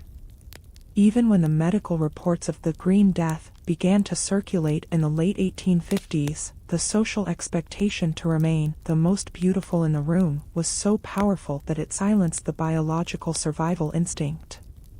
The expectation was further reinforced by the booming industry of fashion journalism. Magazines like The Queen and the Ladies' Newspaper acted as the architects of this expectation, constantly shifting the standards of beauty to ensure that women remained in a state of perpetual consumption. They promoted the emerald glow as the essential color of the season, creating a psychological environment where not wearing green was equivalent to social suicide. A woman who refused to wear the color on health grounds was often mocked as being hypochondriacal or weak-willed. In this context, the physical suffering caused by the arsenic, the rashes, the fainting, the headaches, was reframed as the price of refinement. Victorian society valued fortitude and endurance in its women. Just as they were expected to endure the crushing pressure of a steel corset, they were expected to endure the chemical irritation of their gowns without complaint. This was a culture of disciplined beauty where the biological body was expected to submit entirely to the social image. The expectation was so absolute that it created a form of cognitive dissonance, where a woman could read a newspaper article about a florist dying of arsenic poisoning in the morning, and then dress herself in that very same arsenic-laden silk in the evening. The beauty was not just a garment, it was a social contract, a silent agreement that the image of perfection was worth the reality of poison. This acceptance was the ultimate triumph of social expectation over physical reality, a world where the fear of being ugly or unfashionable was far more terrifying than the fear of a slow, agonizing, and chemical-induced death. Beyond the mere expectation of beauty, the emerald green dress functioned as a powerful, unyielding tool for status signaling in a century defined by extreme class volatility. The Victorian era saw the rapid rise of the nouveau riche, factory owners, merchants, and bankers who had wealth but lacked the centuries-old titles of the aristocracy. For this new class, clothing became the primary weapon in the battle for social legitimacy. To wear a dress dyed in the most expensive, most vibrant, and most technologically advanced color of the day was to announce one's industrial dominance to the world. The emerald green was not a color of the earth, it was a color of the laboratory, a symbol of man's mastery over nature through chemistry, and therefore, a supreme symbol of status. Historically, the status of a garment was measured by three factors: the volume of the fabric, the complexity of the ornamentation, and the intensity of the dye. The arsenic-based Paris green excelled in all three categories. Because the pigment was relatively cheap to produce on an industrial scale but expensive to purchase as a finished silk, it became the uniform of the elite. Wearing the color was a costly signal. It told the observer that the wearer lived a life of total leisure, far removed from the soot and grime of the factories where the dye was made. Paradoxically, the more hazardous the color was known to be, the more status it seemed to confer. To wear a lethal color was a display of invulnerability, a statement that the wearer was so high in the social hierarchy that even the laws of toxicology did not apply to her. This status signaling created a fierce, competitive environment in the ballrooms. A woman's social value was literally draped across her crinoline. If her green was brighter than her neighbor's, her status was higher. This led to a chemical arms race, where manufacturers competed to create even more saturated, even more arsenic-heavy pigments to satisfy the demand for maximum brilliance. The dress was a portable monument to the family's wealth. It was common for a single evening gown to use over 25 yards of heavy silk, which, when saturated with arsenic, could carry up to 800 grains of the poison, enough to kill 50 people. Yet, the more deadly the load, the more grand the appearance. The acceptance of this poison was also a reflection of the Victorian obsession with class distinction. The elite wanted a color that the common people could not easily replicate using cheap, fading organic dyes. The permanence of the arsenic green, the way it never faded and never lost its luster, was a metaphor for the permanence of the class structure itself. It was a color that defied the natural cycle of decay, making it the perfect aesthetic for a class that wanted to believe their power was eternal. To reject the emerald dress was to reject the very visual language of success and authority. Clothing was the only language that everyone in the Victorian world understood, and in that language, emerald green translated to power, wealth, and unattainable sophistication. This was why the poison was accepted so readily. It was the price of the crown. A society that valued status above all else was a society that was willing to turn its ballrooms into chemical laboratories, and its daughters into shimmering, emerald-tinted casualties of a war for social position that never ended. To modern sensibilities, the idea of wearing a garment that causes skin ulcerations, breathing difficulties, and systemic organ failure seems like an act of madness, but to the mid-Victorian mind, discomfort was viewed as a completely normal, and even necessary, part of a civilized existence. The 19th century was an era defined by the normalization of physical suffering.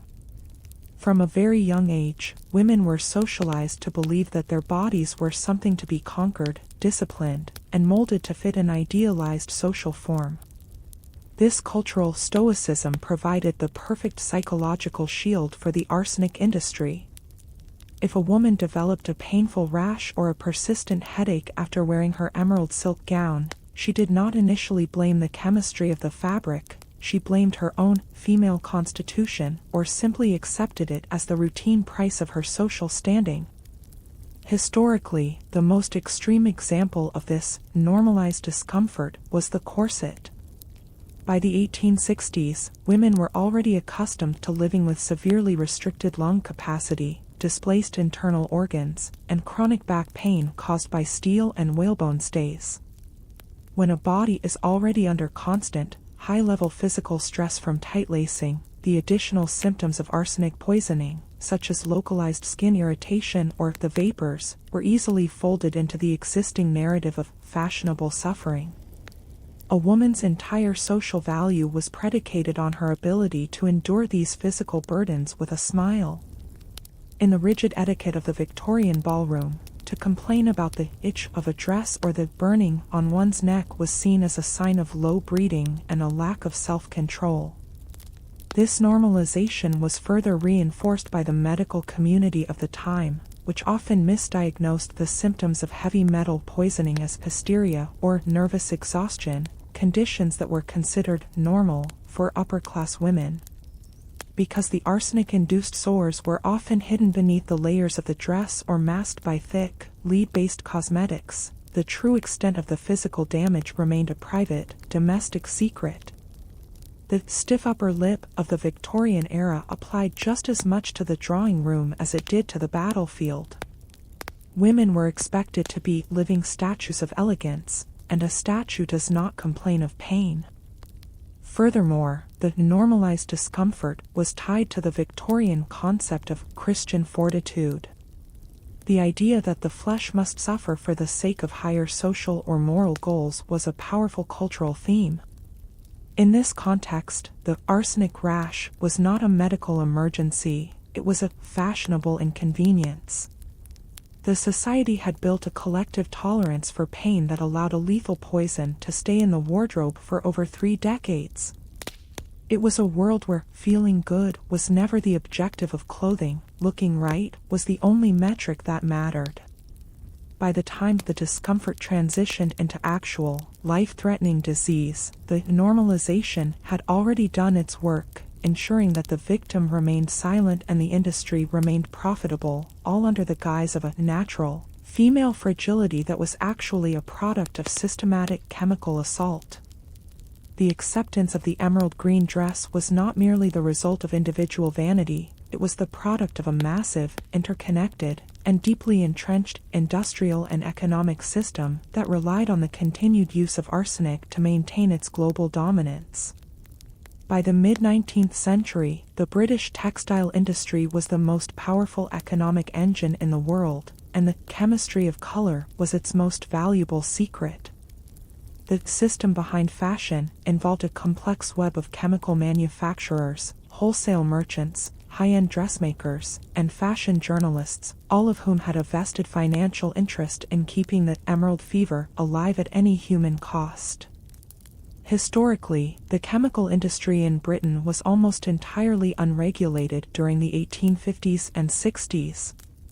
There were no laws requiring the labeling of toxic substances in consumer goods, and patent secrecy allowed manufacturers to hide the ingredients of their dyes from the public.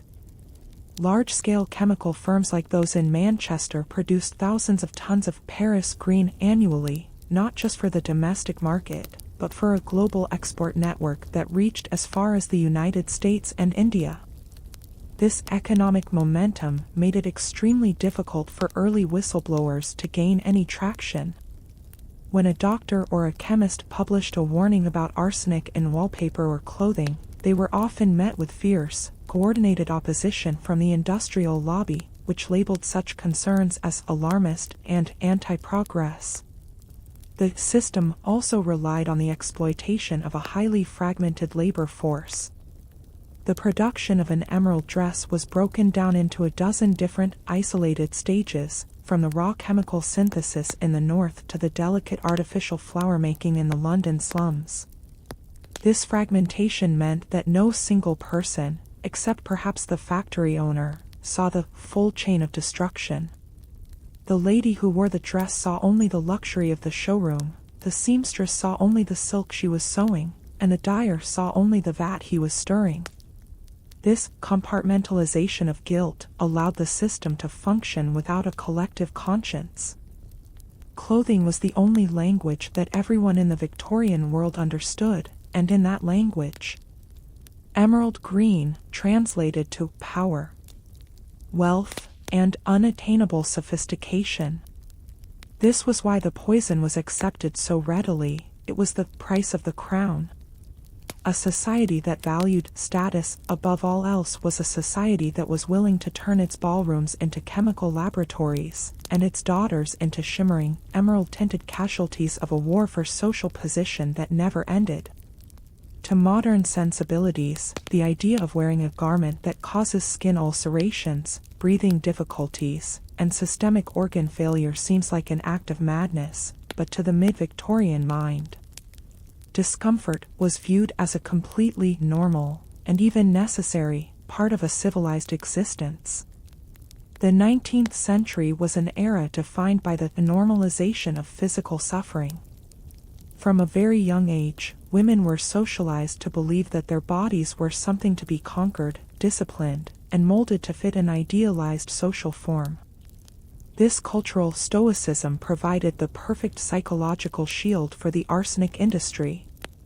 If a woman developed a painful rash or a persistent headache after wearing her emerald silk gown, she did not initially blame the chemistry of the fabric, she blamed her own female constitution or simply accepted it as the routine price of her social standing. Historically, the most extreme example of this normalized discomfort was the corset. By the 1860s, women were already accustomed to living with severely restricted lung capacity, displaced internal organs, and chronic back pain caused by steel and whalebone stays. When a body is already under constant, high-level physical stress from tight lacing, the additional symptoms of arsenic poisoning, such as localized skin irritation or the vapors, were easily folded into the existing narrative of fashionable suffering. A woman's entire social value was predicated on her ability to endure these physical burdens with a smile. In the rigid etiquette of the Victorian ballroom, to complain about the itch of a dress or the burning on one's neck was seen as a sign of low breeding and a lack of self-control. This normalization was further reinforced by the medical community of the time, which often misdiagnosed the symptoms of heavy metal poisoning as hysteria or nervous exhaustion, conditions that were considered normal for upper-class women.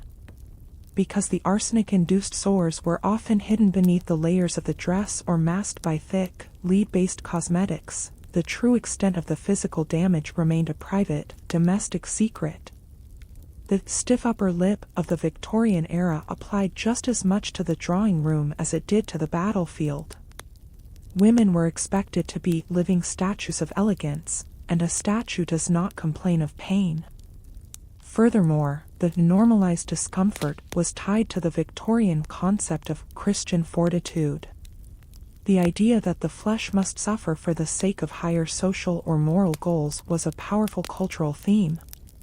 In this context, the arsenic rash was not a medical emergency, it was a fashionable inconvenience. The society had built a collective tolerance for pain that allowed a lethal poison to stay in the wardrobe for over 3 decades.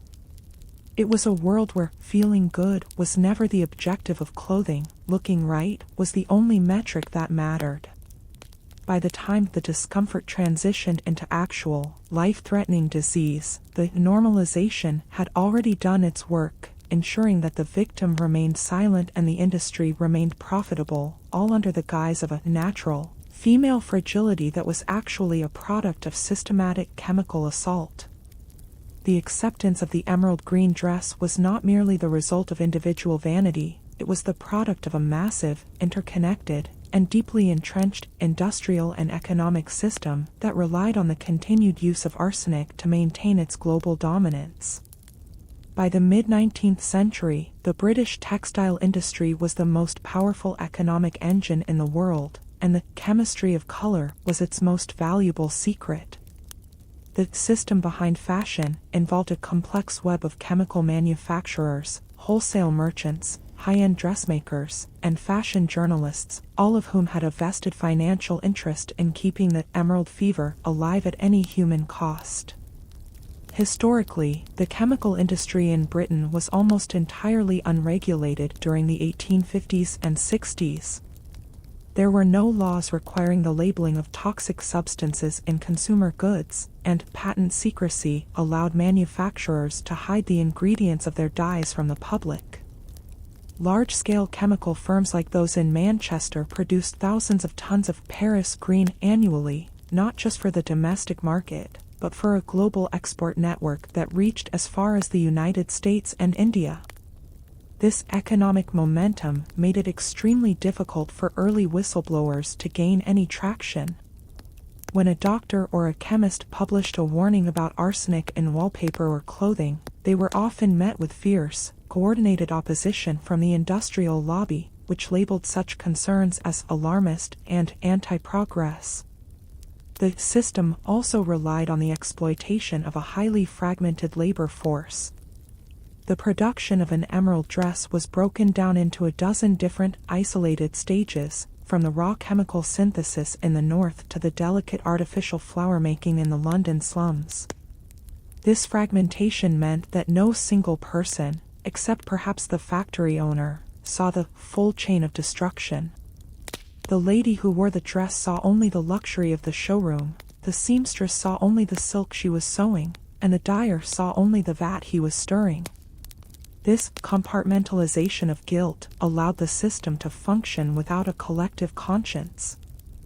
The emerald green era remains a haunting mirror of any society that prioritizes technological brilliance and social image over the basic safety of its people. It was a world that mistook shimmer for substance and progress for poison, living in a green-tinted dream that required a pile of bodies to maintain its luster. The silence of that world was its greatest crime, a silence that was eventually broken not by words, but by the undeniable, clinical, and emerald-colored reality of a generation in collapse.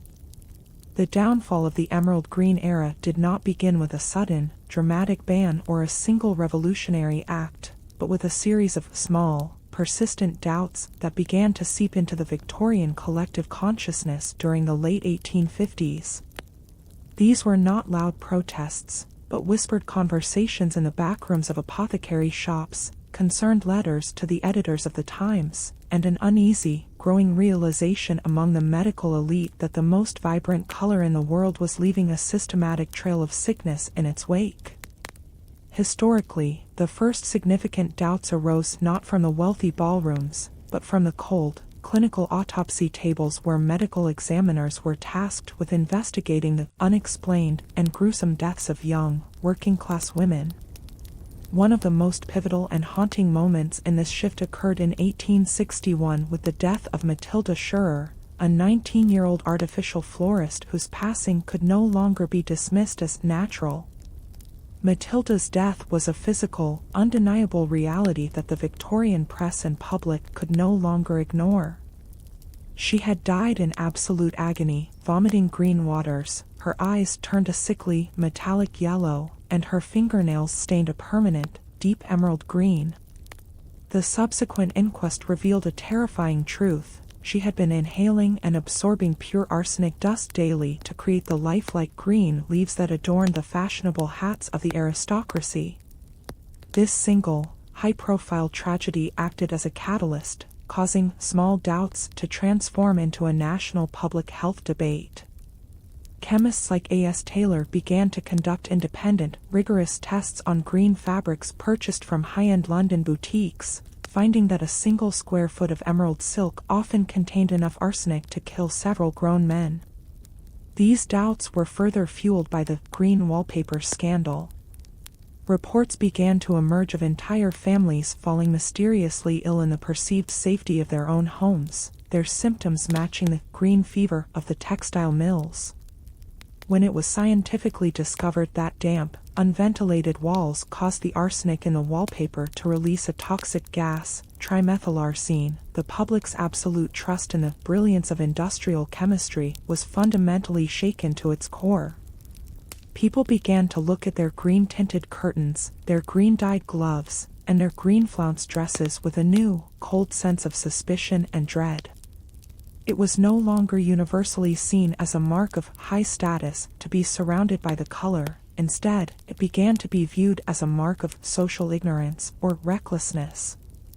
These small, cumulative doubts were the first major cracks in the industrial armor of the Victorian fashion machine, a quiet, agonizing realization that the progress they so admired was built on a foundation of systematic, heavy metal poisoning. As the medical and chemical reality of the Green Death became undeniable even to the most fashion-obsessed elite, the aesthetic world began a slow, tectonic shift toward simpler styles. This was not just a change in personal taste, it was a biological necessity and a collective social retreat from the toxic overindulgence of the mid-century.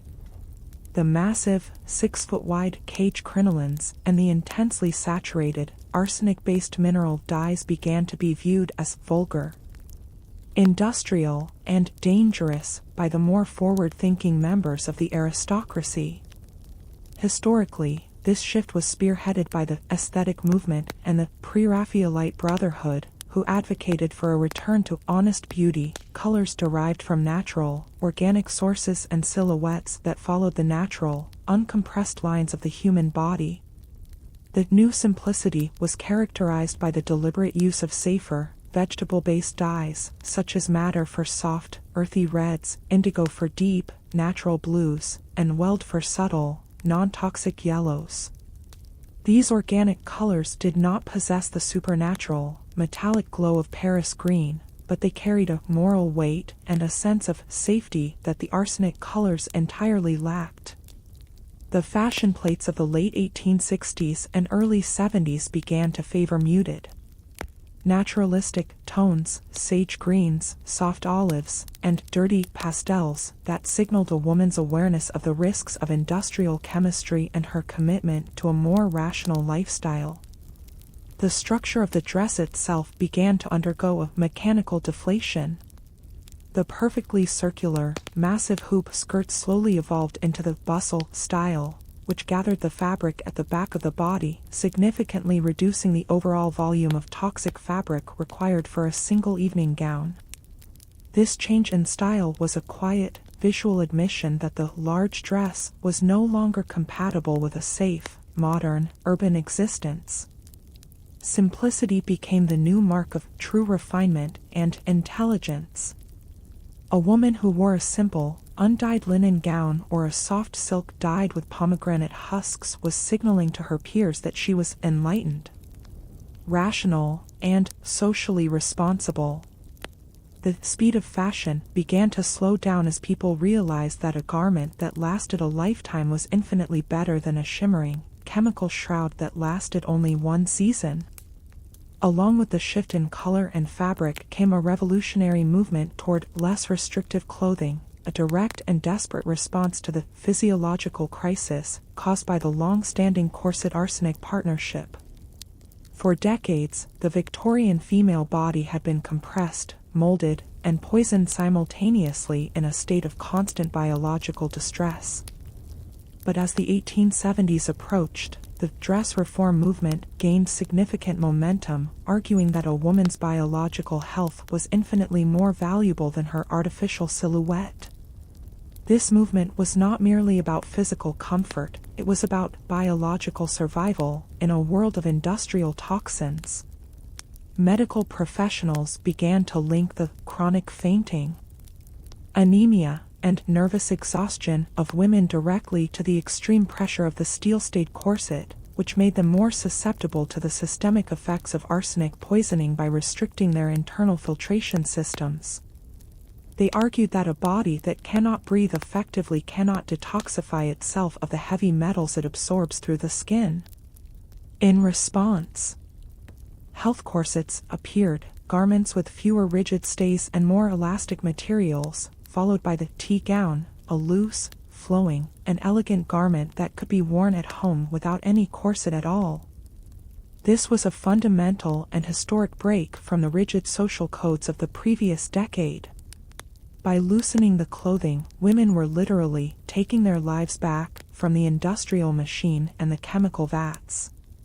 The removal of the airtight seal between the toxic, arsenic-laden fabric and the warm skin meant that the absorption of heavy metals was significantly reduced. Furthermore, the new, lighter fabrics, like fine wool and unweighted silk, were less likely to shed toxic dust than the stiffened, arsenic-saturated gauzes of the 1860s. This move toward freedom of movement was the true beginning of the modern concept of fashion, where the clothing is designed to serve the human being, rather than the human being being sacrificed for the structural demands of the clothing. The industrial machine did not change its ways out of a sudden, newfound sense of morality or compassion, but out of a desperate, cold need to survive in a rapidly changing and suspicious market. As the public sphere of arsenic reached its peak, the chemical manufacturers and textile mill owners realized that their green gold had become a legal liability and an industrial poison. Historically, the shift began in Germany and later in Britain with the invention and perfection of synthetic aniline dyes. In 1856, William Henry Perkin had accidentally discovered Mauveine, the first coal tar dye, and by the late 1860s, industrial chemistry had finally moved from toxic mineral pigments to synthetic organic compounds. These new aniline dyes could produce a wide range of vibrant colors, magentas, purples, and even vivid greens, without the direct use of copper arsenic salts. While these early synthetics had their own internal chemical risks, they were far less immediately lethal and caustic than the Paris green. The factory owners began to retool their massive vats and retrain their workers to handle these new, liquid-based dyes. The brushing process, the most dangerous part of the arsenic era, which created the toxic dust clouds, was slowly phased out in favor of dip dyeing, which kept the pigments in a liquid state and significantly reduced the amount of toxic dust in the factory air. Government regulation also began to slowly catch up with the medical reality. In Britain, the Sale of Poisons and Pharmacy Act of 1868 began to restrict the sale of arsenic, though it took much longer to fully regulate its use in consumer goods like textiles. The industry's shift was slow because it required a total, multi-million-pound overhaul of the global supply chain. Thousands of tons of arsenic-based pigments had to be destroyed, buried, or repurposed for less intimate industrial uses, like ship-bottom paint or agricultural pesticides. The industrial pivot was a cold, calculated economic response. The market now demanded safety and transparency, just as much as it had once demanded shimmer and brilliance. By the time the 1870s faded into the 80s, the Emerald Plague had largely retreated from the fashionable wardrobes of Europe, and beauty began the long, agonizingly slow process of becoming safer. But the transition was far from perfect or immediate. The arsenic was often replaced by other heavy metal chemicals, chrome, antimony, lead, and coal tar derivatives, that were less acutely toxic but still carried significant long-term health risks for the workers. However, the era of massive, unregulated mineral poisoning through daily clothing was effectively coming to an end. The true legacy of this change was the birth of a more informed, more cautious, and more demanding public. For the first time in history, people began to look for non-toxic, arsenic-free or guaranteed safe labels on their clothing, wallpaper, and children's toys. This was the birth of consumer advocacy and chemical regulation in the fashion industry. Beauty was no longer seen as something that existed in a vacuum of luxury. It was recognized as a product of a complex, and often dangerous, industrial process that required oversight. The new beauty of the late Victorian era was one of subtle health rather than spectral brilliance. The deathly, translucent pallor and hollow eyes of the 1860s were no longer idealized in art or fashion, instead, a natural glow, physical vitality, and a healthy constitution became the new aesthetic standards of the late Victorian and Edwardian eras. The emerald dream remained only as a haunting, green-tinted memory in the back of wardrobes, a reminder of a time when the world was willing to sacrifice its children for a specific shade of green. The change was slow because it required a total, painful transformation of social values, industrial technology, and medical understanding. But eventually, the Victorian world realized that a beauty that requires a pile of bodies to maintain its luster is no beauty at all. The safer beauty of the future was built on the ruins of the Emerald Era, a hard-won victory of human biology and public awareness over industrial greed and aesthetic obsession. The gaslights are dimming now, the candles are flickering one last time before fading into the dark, and with them, the vibrant green of the walls begins to lose its spectral glow. The journey we have taken today through this toxic chapter of history was never just about a color, it was a chronicle of human obsession and a testament to a truth buried beneath layers of industrial silk. The dress was beautiful. Yes, the gown was magnificent. Under the shimmering ballroom lights, it moved like an ethereal dream descended to earth. In every fold lay the pride of high society, and in every fiber, the arrogance of an empire. A world stood mesmerized by that brilliance, never seeing the microscopic crystals of arsenic hidden deep within the silk, waiting to be inhaled. The making was quiet. But the world behind that beauty was a place of profound, haunting silence. In the steam-filled rooms of the northern mills, sweat and tears dissolved into the boiling green vats. The 13-year-old girl who collapsed while dusting silk flowers, her final breath went unheard. No headlines carried their names, they toiled in silence, suffered in silence, and eventually vanished into the quiet dust of history. And the truth was hidden in between. And the truth? The truth lived in the gray shadows between the vibrant green and the pale face of death. It was hidden behind the heavy parlor curtains that shed toxic dust with every breeze. It was hidden in the embrace of a mother who did not know her favorite dress was poisoning the very air her child breathed. Today, that era has ended. Modern laws and laboratories have shielded us, but this green scar on history remains to remind us how dangerous blind vanity and unthinking luxury can truly be. The moral lesson of this story: beauty that is earned at the cost of another's life is not beauty at all, it is a brilliant deception. To deny the laws of nature in favor of artificial perfection is to unknowingly invite our own destruction.